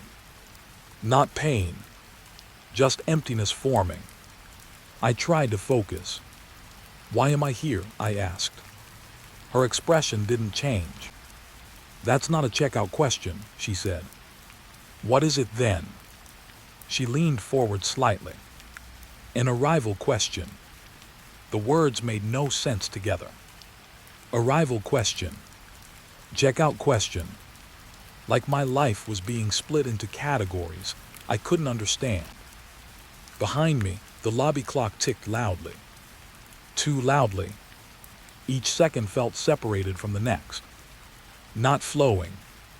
Just placed. Then I noticed something on the wall. A board. Guest departures. It had names. Dozens. Maybe hundreds. All crossed out. Every single one. Except one. Mine. Still active. Still not erased. I stared at it. When did I check in? I asked quietly. The receptionist didn't look at the board. You didn't, she said. That hit harder than I expected. Because it contradicted everything. And yet it felt believable. Like my memory was the unreliable part. Not her. I grabbed my suitcase again. I want to leave, I said. She nodded calmly. You already are. I froze. What does that mean? She slid a small paper toward me. It was a map. But the map wasn't of roads. It was of rooms. Rooms inside rooms. Paths that looped back into themselves. And in the center, a mark. Me. Or what was left of me. You don't leave the motel, she said softly. You just stop remembering why you stayed. My hands trembled slightly. I came here for a reason, I insisted. She nodded. Yes. What reason? She paused, then said the most terrifying thing yet. You haven't remembered it yet. The lights flickered once. Just once. But in that flicker, I saw something behind her. A version of me standing at the same counter. Checking out. Smiling. Leaving. But as soon as I blinked, it was gone. I stepped back. My suitcase felt lighter now. Too light. I opened it again. Half the clothes were gone. No sound. No movement. Just missing. Like they were never packed. I closed it fast. My breathing got uneven. Where am I going? I asked again, but softer this time. The receptionist finally slid a second form toward me. Final checkout confirmation. But the destination field was already filled in. I leaned closer, and my blood went cold. It didn't say a city. It didn't say a road. It said, nowhere you can remember. My vision blurred slightly. Not physically, mentally, like something inside my head was being gently wiped. The receptionist spoke again, quieter this time. Most guests feel lighter after checkout. I shook my head. No, I feel empty. She nodded once. That's correct. I stared at her. Where do the memories go? She didn't hesitate. Into the next guest. My stomach dropped. What? She gestured slightly behind me. I turned. The lobby was no longer empty. Guests were standing there, all of them holding suitcases, all of them looking confused, just like me, all of them checking out, one by one. And in their eyes, I saw something terrifying. Recognition fading, like I was watching people disappear from themselves in real time. Then I noticed something worse. Some of them were looking at me, like they knew me, but couldn't remember how. The receptionist stamped my form. Final. A loud, sharp sound, like sealing something permanently. You're done, she said. And for the first time, I realized she wasn't saying I was finished checking out. She was saying I was finished existing here. I stepped toward the exit doors, but they didn't look like doors anymore. They looked like blank space pretending to be an exit. I reached for the handle. My hand stopped halfway because I suddenly couldn't remember what I was leaving behind. Not the room, not the stay. Something deeper, something important, something that should hurt to forget. But I couldn't feel it anymore. The doors opened on their own. Cold air hit my face. Fresh, empty, unfamiliar. And as I stepped outside, I realized the final horror of checkout. The motel didn't erase your stay. It erased why you ever needed to leave. I found it by accident. That's the only honest way I can say it. One wrong turn, one door left open, one step too far down a staircase that wasn't supposed to go anywhere important. The basement of the station is already bad enough. Old pipes, cold air that smells like wet cement and rusted metal. But this was different. There was a hallway I had never seen before, and I've worked here for 3 years. No one was around, no footsteps, no voices, just the low hum of lights that shouldn't have been working. And at the end of that hallway, a door with no label. No sign, no number, just plain metal, slightly dented like someone had tried to erase it from memory. I should have turned back, but I didn't. The moment I pushed it open, the air changed.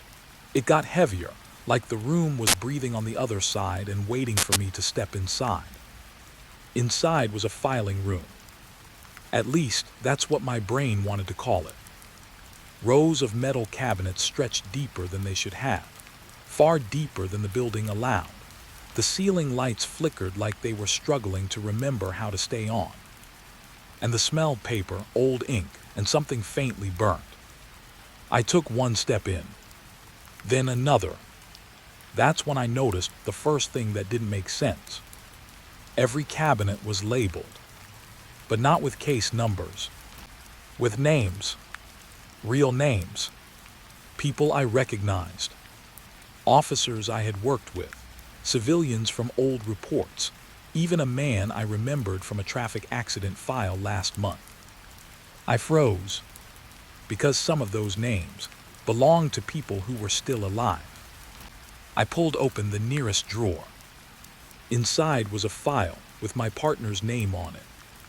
Not a copy, not a reference. A full case file. Stamped, signed, dated. The date was tomorrow. My hands went cold instantly. I flipped it open expecting nonsense, a prank, some administrative error. But it was. There were reports, incident summaries, even witness statements. And then I saw something that made my stomach drop. A photo. It was my partner, standing outside the station. Dead eyes, blood on his collar. The caption under it said, "Recovered at 03:14. Basement unit confirmed active." My throat tightened. That exact time hadn't even happened yet. I dropped the file. The sound echoed too loudly in that room, like the walls were listening. I turned around fast, thinking I should leave, thinking I had walked into some wrong storage archive, some forgotten section. But then I saw it. A man standing between the shelves. He wasn't there a second ago. He wore a gray uniform, no badge, no rank, just a stiff posture like he had been standing for years without moving. His face was blurred, not like out of focus, like my mind refused to see it properly. "Sir," I said, voice cracking, "this area isn't on the map." He didn't answer. Instead, he pointed at a drawer behind me. Slowly, deliberately, like he already knew what I would find. My instincts screamed at me to leave, but something about the silence made it worse than curiosity. I opened the drawer he pointed at. Inside was a file with my name on it. My full name. Not my station ID, not my badge number. My real name. The one only my family uses. My heart stopped for half a second. I pulled it out. It was thick, too thick. As I opened it, I noticed something strange. Every page was already filled in. Reports about my future shifts. Incidents I had not lived through yet. Even conversations I hadn't had. And at the bottom of the first page, a sentence that made my fingers shake. Subject will discover filing room at 2248. Subject will hesitate. Subject will proceed regardless. My breath got stuck. That was exactly what had just happened. I looked up again. The man was closer now. I didn't hear him move. "Who are you?" I asked. No answer. Just the faint sound of paper flipping somewhere deeper in the room. Like the building itself was reading. I backed away slowly, gripping the file like it might explain something. That's when the lights flickered harder. And for a split second, I saw something behind the shelves. More figures, standing in rows, all wearing the same gray uniform, all facing forward, all completely still. But I could hear them breathing. Not in rhythm, not alive. More like recorded breathing playing at different speeds. I swallowed hard. "Okay," I whispered to myself. "This is not real. This is some storage glitch. Old files, bad wiring, that's all." But even as I said it, I knew I didn't believe it. Because the room felt aware. Like it knew I was trying to deny it. Then I heard something worse. A phone ringing. My phone. From inside my pocket. I froze. Slowly pulled it out. Unknown number. I almost didn't answer. But something inside me already knew what it would sound like. I pressed accept. Static. Then my own voice. Not recorded from today. Older, tired, fractured. "Don't leave the room," it said. My grip tightened. "Who is this?" Silence. Then again my voice. "You already left once." The call cut. Dead silence followed. My chest felt tight now, like the room had shrunk. I turned toward the exit. The door was still there, but the hallway outside was gone. Just shelves now, extending where the corridor should have been. The exit had been replaced. I walked faster, then faster, searching for the door I came through. But every direction looked the same now. Filing cabinets, endless rows, names I didn't recognize anymore. And then I saw something that made my legs stop moving completely. A new file had appeared in my hand. I didn't pick it up. It was just there. Fresh, warm almost. My name on the cover again. But now it had a second line underneath. Update in progress. I opened it. The pages were changing as I watched. Words forming in real time. Like the room was writing my life while I was still living it. One line appeared slowly, like ink bleeding into paper. Subject is attempting exit. Then another. Movement restricted. My breathing got shallow. I tried to force myself forward, but my legs felt heavier with every step, like the room was agreeing with the file. That's when I heard it again. The man's voice. Right behind me now. You shouldn't have opened it.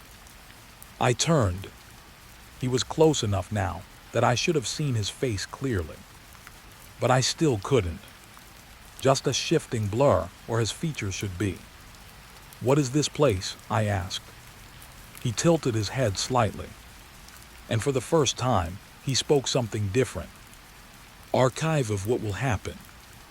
My mind rejected it instantly. That's impossible. He didn't respond. Instead, he reached out and touched the file in my hands.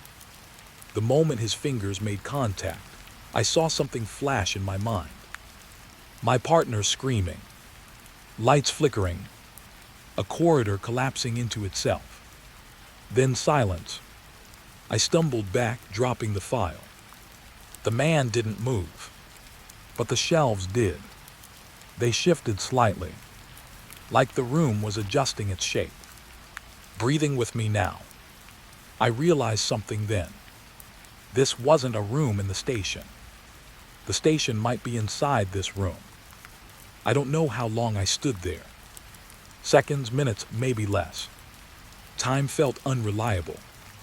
Then I saw it. A new drawer opening on its own. Inside was a single folder. No name. Just a stamp. Transfer initiated. My hands shook as I reached for it. But before I could touch it, everything around me dimmed. The lights flickered slower now. The shelves stopped shifting. Even the breathing faded.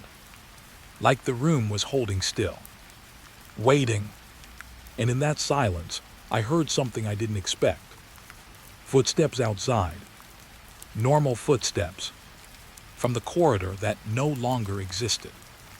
A voice called out faintly. Hello, anyone down there? My chest tightened with relief and fear at the same time. Because I recognized that voice. It was mine. But I wasn't the one speaking.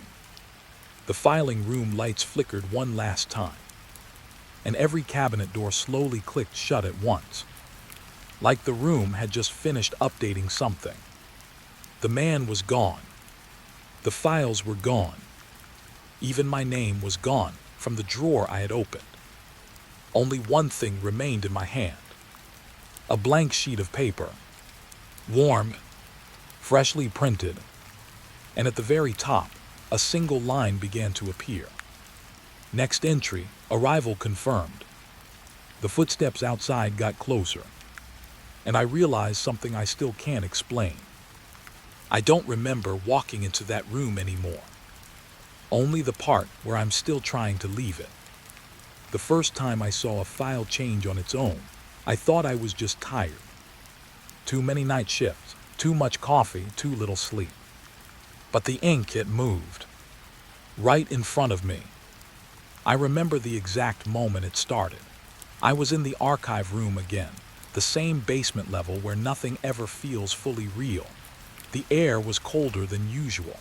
Even the fluorescent lights sounded weaker, like they were struggling to stay awake. I had pulled out an old cold case file.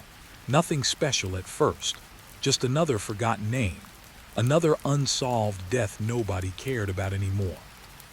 Then I blinked, and the page was different.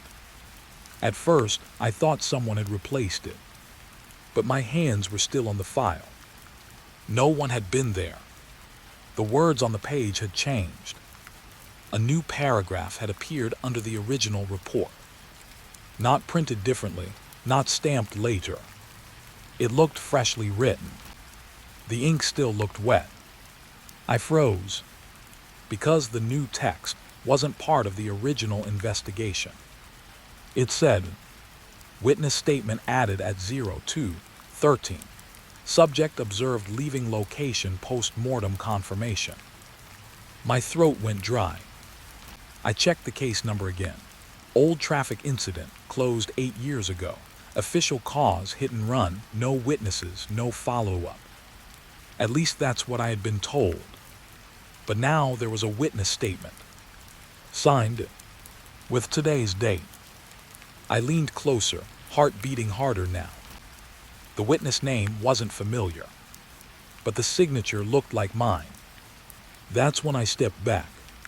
Slowly, like the file might react if I moved too fast. The room stayed silent. Too silent. Even the pipes had stopped making noise. I told myself it was a system error. Some digital archive sync glitch bleeding into the physical copies. It didn't make sense, but it was the only thing that sounded safe. Then another file slid out of the shelf by itself. No touch. No movement. Just slid forward. I didn't want to open it, but I did. Because something about that room makes you curious in a way that doesn't feel like choice anymore. The new file was a different case. A missing person report. A young man who vanished near the highway outside the city. I remembered this one vaguely. It had been on the news years ago. Unsolved, closed, forgotten. Until now. Because the moment I opened it, I saw fresh pages stapled inside. Recent ones. One page had a photograph attached. It was the missing man. But the photo was taken recently. He looked older, different clothes, same face. Below the image, a line had been added in handwriting. Subject reappeared at location last recorded 03:47. Memory loss confirmed. I felt my stomach twist. Because I knew that time. 03:47. That was 30 minutes ago. My shift had just started then. I flipped the page quickly. More updates. Each one more impossible than the last. Subject denies prior disappearance. Subject insists continuous existence. Subject unable to recognize missing period of 7 years. I stepped away from the desk. My chair creaked behind me, even though I wasn't sitting anymore. That's when I noticed something strange. The clock on the wall had stopped, but my phone still showed time moving normally. 2 different realities in the same room. I swallowed hard and tried to leave the archive, but the hallway outside felt longer than before. Like the distance had stretched while I wasn't looking. When I came back inside, the file I had just closed was open again. But now there was something new inside it. A report entry titled, Observer Interaction Log. My name was written under it. I felt my hands go cold. This wasn't a case file anymore. It was watching me. I backed away, breathing heavier now. Then the lights flickered once, and every file in the room turned slightly toward me. Not physically, but that's what it felt like. Like every case had just become aware I was there. Then the intercom crackled. Except this station basement doesn't even have an intercom in this section. A voice came through anyway. Calm, neutral, almost patient. Case observer assigned. Please continue documentation. I looked around the room. No speakers. No cameras I could see. Still, the voice continued. New evidence pending arrival. My chest tightened. What does that mean? I said out loud. No answer. Instead, every file cabinet slowly unlocked at once. A synchronized metallic click filled the room. Then silence again, followed by movement. Files began sliding out on their own. Not falling, not spilling, just opening themselves, one by one, like something invisible was reading them all at once. I stepped back until I hit the wall. My breathing got louder in my ears. Then I saw it. One file at the far end of the room had my name on it. Again, but this time it wasn't just a label. It was glowing faintly. like the ink itself was alive. I didn't want to touch it, but my feet moved anyway. Not fast, not slow, just certain, like the room had already decided. When I opened it, I saw something that made my vision blur for a second. Inside were cases I had worked on personally, cases I remembered closing, but every single one now had updated pages, fresh evidence, new witnesses, recent timestamps, things that should not exist. And at the bottom of every page, the same phrase repeated. Update triggered by observer presence. My name appeared under it again. Different handwriting this time. Not mine, but identical. I closed the file quickly. Too quickly. The sound echoed louder than it should have. And for a moment, everything stopped moving. Even me. Then the shelves shifted again. But this time they shifted inward. Closing distance. The room was getting smaller, or I was getting pulled deeper into it. I tried to breathe slowly, but it didn't help. That's when I noticed something worse. Every file I had touched earlier had changed again. New updates appearing on their own. Faster now, like my presence was accelerating something. Then I saw a case file open on its own near the center table. A recent one. A case that hadn't existed before today. Title: Observer Integration Protocol. My name listed as subject. Not investigator. Subject. I stepped back. Hard. My heel hit something metallic behind me. A drawer had opened. Inside was a single page. Fresh. Still warm. It said, "Subject is no longer external." I froze. My phone buzzed in my pocket. I didn't want to answer it, but I already knew I would. Unknown number. I answered. Static first, then a familiar voice. Mine again. But wrong. Too calm. Too certain. You're already inside the archive now, it said. I shook my head. No, I'm still here. A pause. Then the voice replied. That's what every observer says. The line went dead. When I looked up again, the archive room wasn't the same anymore. The shelves were taller. Too tall. Stretching beyond the ceiling. And every file now had a single shared label at the top. Living record. My name was on all of them. Repeated. Layered. Like I was being written into every case at once. I stepped toward the exit again. But the door wasn't there anymore. Only more shelves.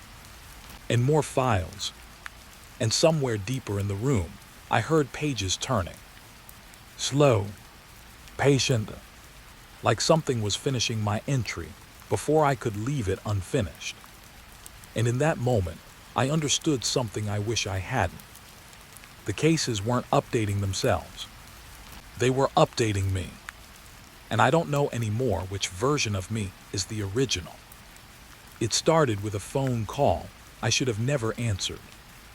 Not because it was unknown, not because it was late, but because the name on the screen was dead. Confirmed, documented, closed. Still, my thumb moved before my brain could stop it. And the moment I pressed accept, I regretted everything. Nothing at first. Just static. Low, wet static, like something breathing through a broken speaker. Then a sound came through. A voice. Weak, close, human. Hello. I froze. That voice wasn't just familiar. It was the victim from case file 117. The drowning case. The one I personally signed off as no survival possible. I remember the body photos, the water damage, the sealed report. And I remember the timestamp of death. 6 months ago. so hearing his voice now felt like my brain lagged behind reality. "Who is this?" I asked, already knowing I shouldn't. The static crackled again. Then his voice returned, softer this time. "You're still working there." My throat tightened. That wasn't a question someone dead should know how to ask. I pulled the phone slightly away from my ear. Checked the screen again. Still the same number. Still marked under a sealed file. I whispered, "This is impossible." Silence. Then his voice came back, closer now, like the phone itself had moved nearer to me. "I can hear the room you're in." I looked around instantly. Empty office corridor. Dim lights. Nothing moving. But my skin still crawled like I was being watched through the walls. "You're not alive," I said more firmly this time. "You're recorded as deceased." A pause. Then a sound I'll never forget. A small, wet laugh. Not mocking. Confused. Like he didn't understand what I meant. "Deceased," he repeated slowly. "I'm still calling you." That's when I felt it. A shift in the air. Like the building had leaned closer. I sat down at my desk without realizing it. My hand was shaking now. I opened the case system on my computer. Typed his file number. Case 117. Drowning victim. Status closed. But when the page loaded, there was a new tab. One that shouldn't exist. Live communications log. My heartbeat jumped. I clicked it, and everything inside me went cold. Because there were recordings. Dozens of them. All labeled with his name. All dated after his official time of death. Each one marked. Outgoing call initiated from subject. I clicked the newest file. Audio loaded instantly.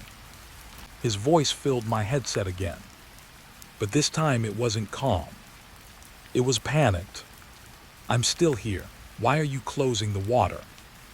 I stopped breathing. Water. That case was a river drowning. Open environment. No controlled system. I opened another file. Different call. Same voice. "Don't shut it off yet. I'm not out." My fingers went numb. Another recording autoplayed. This one made my stomach drop. There was background noise now. Not static.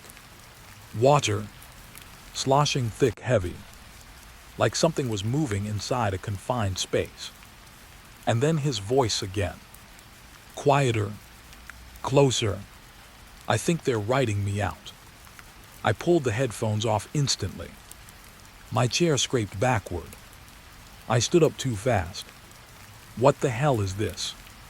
I said out loud. No answer. But the system on my screen refreshed by itself. New file added.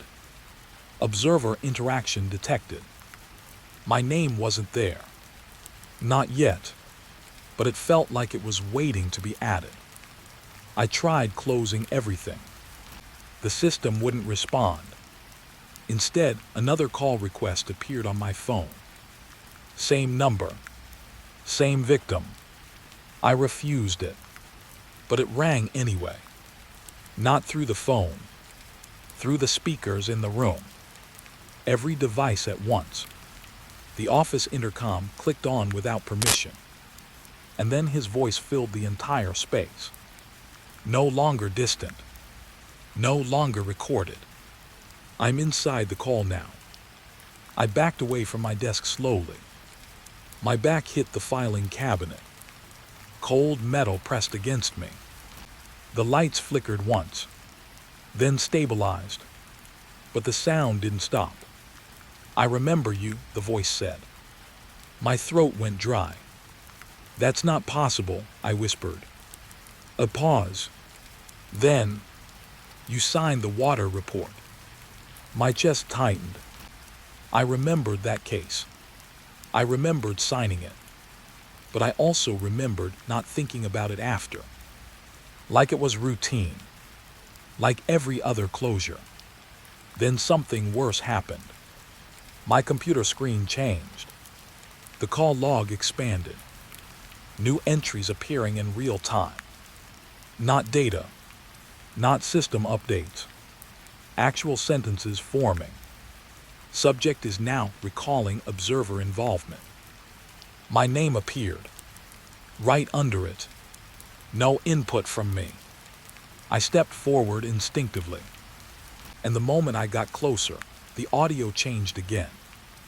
Now I could hear something else behind his voice. Breathing. Multiple breaths. Not his. Someone else. Something else. Then he spoke again. But slower. Like he was struggling to form the words. I'm not alone in here anymore. The screen flickered violently.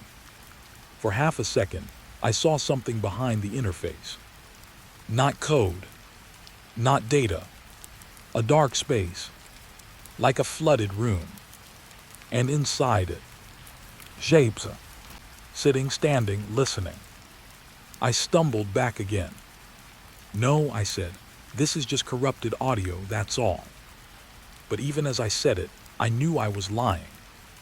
Because the next call came through instantly. No delay. No ring. Just voice. Right inside my ear again. Why did you file me as closed? He asked. My mouth went dry. Because you were gone, I said. A long silence. Then his voice changed. Not angry. Not sad. Just aware. I was waiting for you to finish the report. My hands started shaking harder now. I looked at the case file on my desk. The physical one. It was open. I don't remember opening it. But it was open. And the pages inside were different. New handwriting was appearing while I watched. Slow. Deliberate. Like something was writing it from the other side. Cause of death revised. Ongoing. My breathing got louder. The office felt smaller. The air heavier. Then the lights dimmed slightly. Just slightly. And in that dimness, I heard something that made my stomach drop completely. A second voice. Coming from the same call. But not his. Another victim. Then another. Then more. All layered. All speaking at once. Not overlapping randomly. Forming sentences together. We remember the closure. We remember the silence after. We remember you signing us away. I backed toward the door. But the door handle was already cold. Too cold. Like it hadn't been touched in a long time. Or like it wasn't meant to be touched again. My phone vibrated violently. New incoming call. Same number. But now the caller ID changed. Multi-subject line active. I stared at it. Frozen. The intercom crackled one last time. And this time, the voice wasn't just in the system. It was in the room. Behind me. Inside me. Everywhere at once. You don't close cases, it said softly. You move them. The lights went out for half a second. And in that half-second darkness, I heard water. Close. Rising. And when the lights came back, the office was empty. Except for my desk. And on it, a stack of case files I had never seen before. All open. All marked. Reopened by subject interaction. And at the bottom of every page, my signature, already written, waiting for me to remember signing it. The first time I saw his name, I thought it was a mistake, a typo, something a tired clerk forgot to fix. But then I saw it again. And again. Same handwriting style, same placement on official reports, always at the bottom like a signature that didn't belong to anyone living. Detective Harrow. The dead man. My fingers were still on the cold scanner when the system refreshed by itself. No one touched the keyboard. No one even stood near me. But the file updated anyway. Case closed. REVIWED by Detective Harrow. My throat went dry because I knew that case. Everyone did. It was sealed 5 years ago. And Harrow was buried 7 years ago. I remember the photo from the internal archive. Pale face, sharp eyes, the kind of stare that made you feel like you were already guilty. He wasn't supposed to exist in any system anymore. But his name was now inside mine. And that was the moment I stopped believing this was a glitch. The station was quiet that night. Too quiet in that way that makes every small sound feel intentional. The hum of old lights, the distant drip from a broken pipe in the basement wall, even the air felt like it was waiting. I checked the system logs again, hoping to find an explanation I could laugh at later. But instead, I saw something worse. Every file I opened had been accessed before me. Not just recently. Minutes ago. Seconds ago. Like someone was walking through my work, one step ahead, reading everything before I could even think to open it. I leaned back in my chair. My hands were shaking now, but I told myself it was fatigue. Then the printer in the corner clicked. Once, then again. Paper started sliding out slowly, like it didn't want to come out. I didn't send anything to print. I walked over anyway. The paper was warm. That's what I noticed first, not the content, not the header. The warmth, like it had just been written. My eyes moved down. Supplemental report attached by Detective Harrow. My stomach dropped so hard I had to grip the table. Because I knew what was in that report. It was my case. The one I hadn't even submitted yet. A missing person file I was still reviewing. But the details, they were already filled in.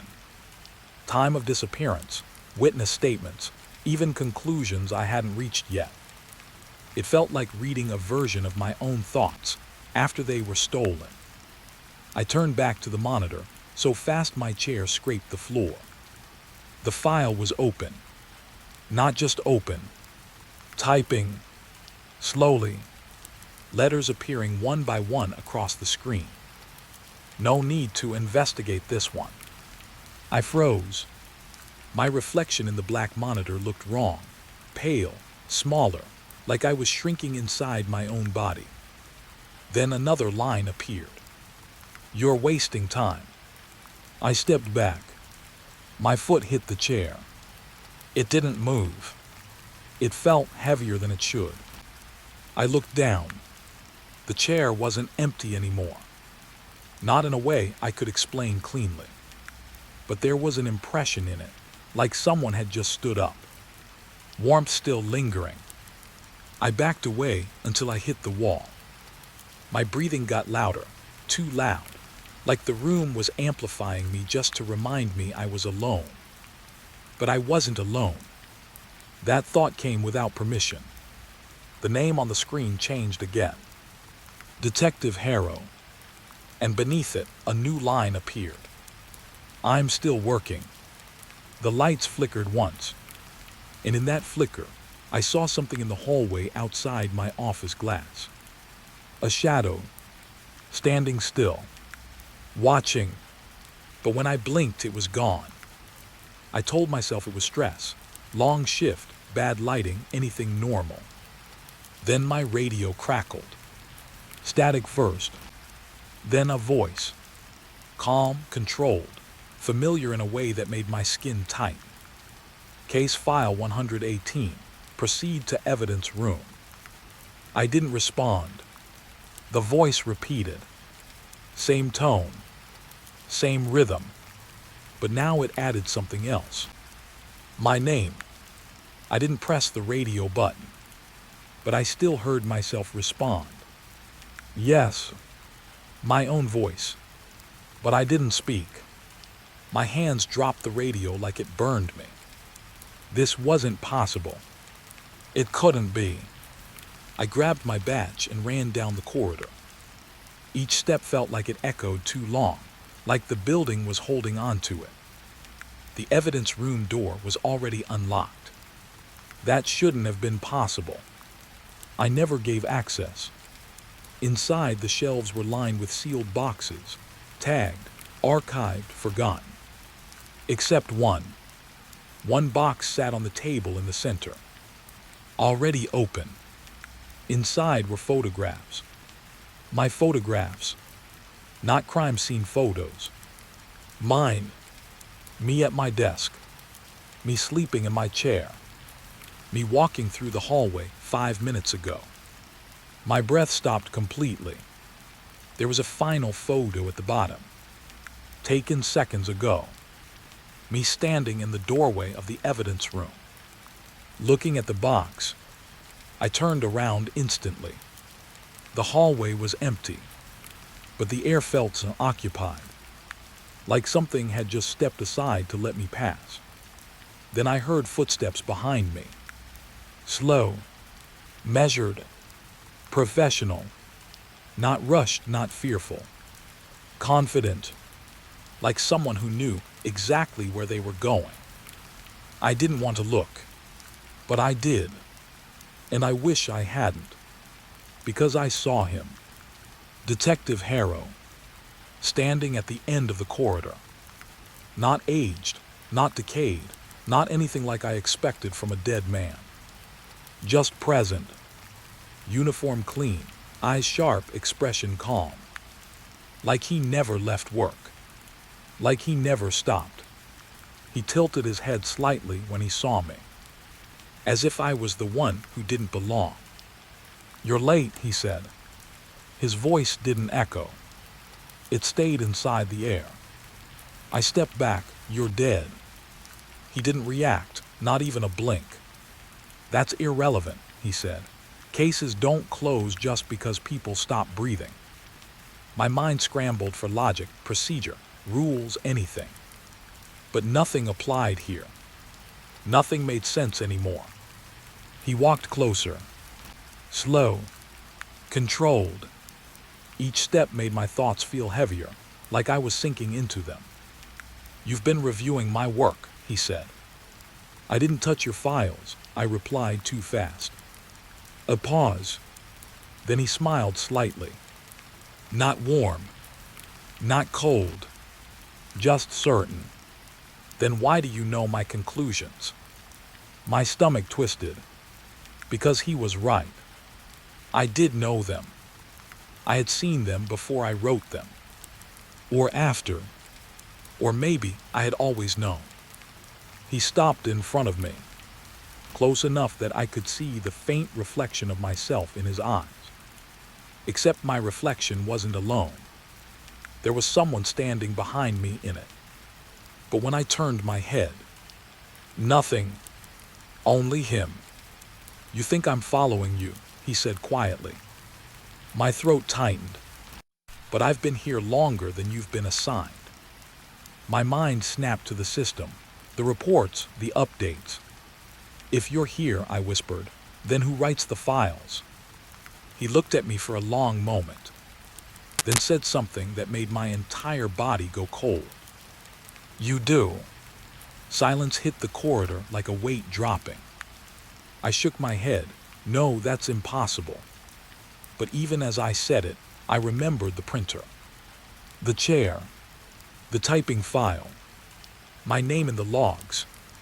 He stepped aside slightly, gesturing back toward the evidence room. "Every case needs a handler," he said, "someone to keep it alive." My hands started shaking again. "I'm not part of this." "You already are," he replied. Then he added softer, "You've always been." The hallway lights flickered again. But this time, when they came back on, he was gone. Completely. No footsteps, no sound, no exit. Just absence. Like he had never been there. I walked back into the evidence room slowly. The box was closed now. My photographs were gone. Only one thing remained inside. A file folder, newly labeled, in my handwriting. Detective Harrow, active case file. My breath stopped, because I didn't remember writing it. But my signature was at the bottom. Fresh ink, still drying. And beneath it, one final line appeared on its own. ASSIGNED handler, you. The lights in the building dimmed. And somewhere far behind me, in a part of the station I couldn't see anymore, a printer started running again. Slow, steady, like it had never stopped.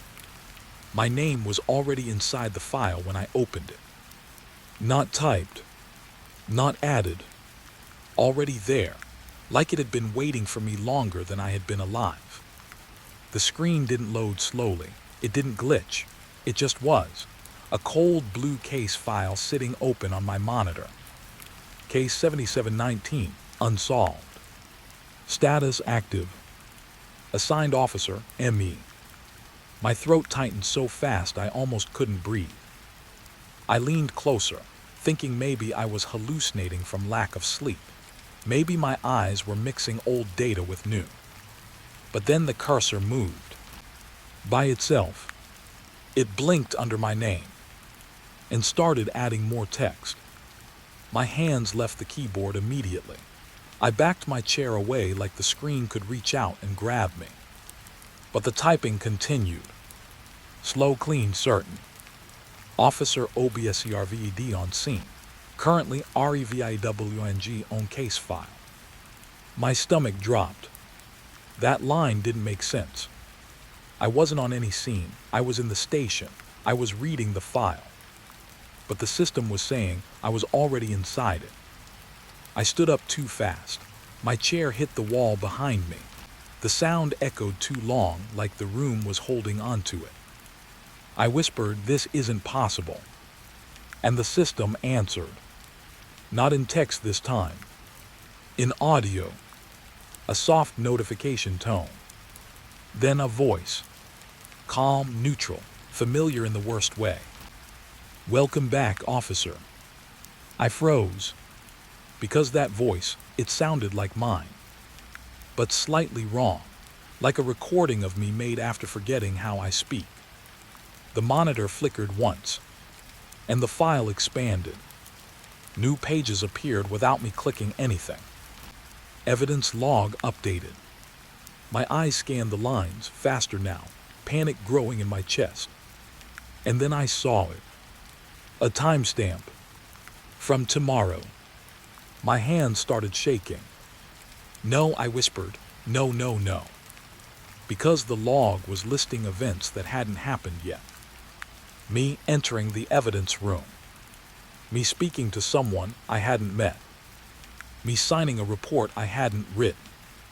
And at the bottom of the page, my signature. Dry, final, certain. I stumbled back again, knocking into the filing cabinet behind me. Metal rattled loudly, but the station outside didn't react. No footsteps, no voices, nothing. Like I was already separated from it. Like I was inside something else now. The screen refreshed again. And this time a photo loaded. A security feed. My face. Standing in a hallway I didn't recognize. Looking straight at the camera. Except I wasn't in that hallway. I was here. Now. And still in the feed, I turned my head slightly. Like I was listening to someone behind me. My breath stopped completely. Because I wasn't doing that movement right now. But I would. The system knew I would. The file updated again. Case note added. Subject behavior confirmed, loop stability. I pressed my palms against the desk, trying to ground myself. "Okay," I muttered. "Okay, think. Someone is messing with the system, a hack, a prank, something." But even as I said it, I knew it didn't feel like that. Hacks don't predict your future. They don't write your past into place. They don't update your thoughts before you have them. The monitor flickered again, and the file minimized by itself. A new window opened. A live feed. My office. From above. From a corner I'd never seen before. And I was there, sitting at my desk, reading this exact file. But I wasn't moving. I was just staring, waiting. My real body turned cold, because I realized something worse. That version of me in the feed wasn't reacting either. It looked calm, too calm, like it already accepted everything, like it already finished this moment. I whispered, "What is this?" And the system answered again. Not text, not voice, just a feeling, like something leaning closer inside my mind. Then the file reopened on its own, and the next line appeared. Case investigation subject. Officer confirmed as both observer and evidence. My vision blurred for a second. I grabbed the edge of the desk to steady myself. "No," I said again, louder this time. "I'm the investigator, I'm not the case." The screen paused. For the first time, it paused like it was listening. Then it replied. A single line. "You were assigned to yourself." My chest tightened so hard it hurt. I stepped away from the desk slowly, like distance could undo what I was reading. But the file kept expanding anyway. New documents appeared on my screen, one after another. Police reports, statements, witness logs, all of them with my name in different places. Sometimes as investigator, sometimes as victim, sometimes as missing person, sometimes as cause of death. My knees almost gave out, because none of it was consistent, but all of it was familiar, like fragments of a life I couldn't fully remember. A loud knock hit the door behind me. I spun around instantly. "Hello," I called out. No answer. The knock came again. 3 times. Slow, measured, professional. The exact rhythm I had heard earlier from Detective Harrow. My pulse spiked. I moved toward the door carefully, every instinct screaming not to open it. But something worse was already inside. Something that didn't care if I opened it or not. I reached the handle, stopped, because I heard typing behind me again. Faster this time. Aggressive. Like the system was angry I left the screen. I turned back. The file had changed. A new page. Final entry. And below it, my name. Centered. Bold. Already stamped. Case closed. Subject has COMPLETED full loop recognition. My breath came shallow now. "I didn't complete anything," I said. The system responded instantly. "You will." The lights in the office dimmed slightly. Not flickering. Adjusting. Like the room itself was preparing for something. The monitor displayed a new line. Return to scene foreclosure. And suddenly, the door behind me opened. I didn't see it open. I just felt it. Cold air shifting. Space changing. Like reality had decided it was time. Slow footsteps entered. Not rushing. Not hiding. Confident. I turned slowly and saw him again. Detective Harrow, standing in my doorway like he had never left. But this time, something was different. He wasn't looking at me. He was looking past me. At the screen. At the file. At my name already written there. He nodded slightly, like approving a report. Then he said softly, "It's almost finished." My voice cracked. Finished. He finally looked at me. And for the first time, there was something like pity in his eyes. "You're not being investigated," he said. "You are the investigation." The monitor behind me beeped once. A final update appeared on screen. Case status, Observer MERGED. My reflection in the black glass of the monitor shifted. Just slightly, but enough for me to notice. I wasn't alone in it anymore. There was something standing right behind me, close enough that I could feel its breath. But when I turned, the office was empty again, except for Harrow, and the screen, and my name. Still updating, still being written. Somewhere deep in the system, a new file began to generate on its own. And I already knew what it would say, because I could feel it being written inside me.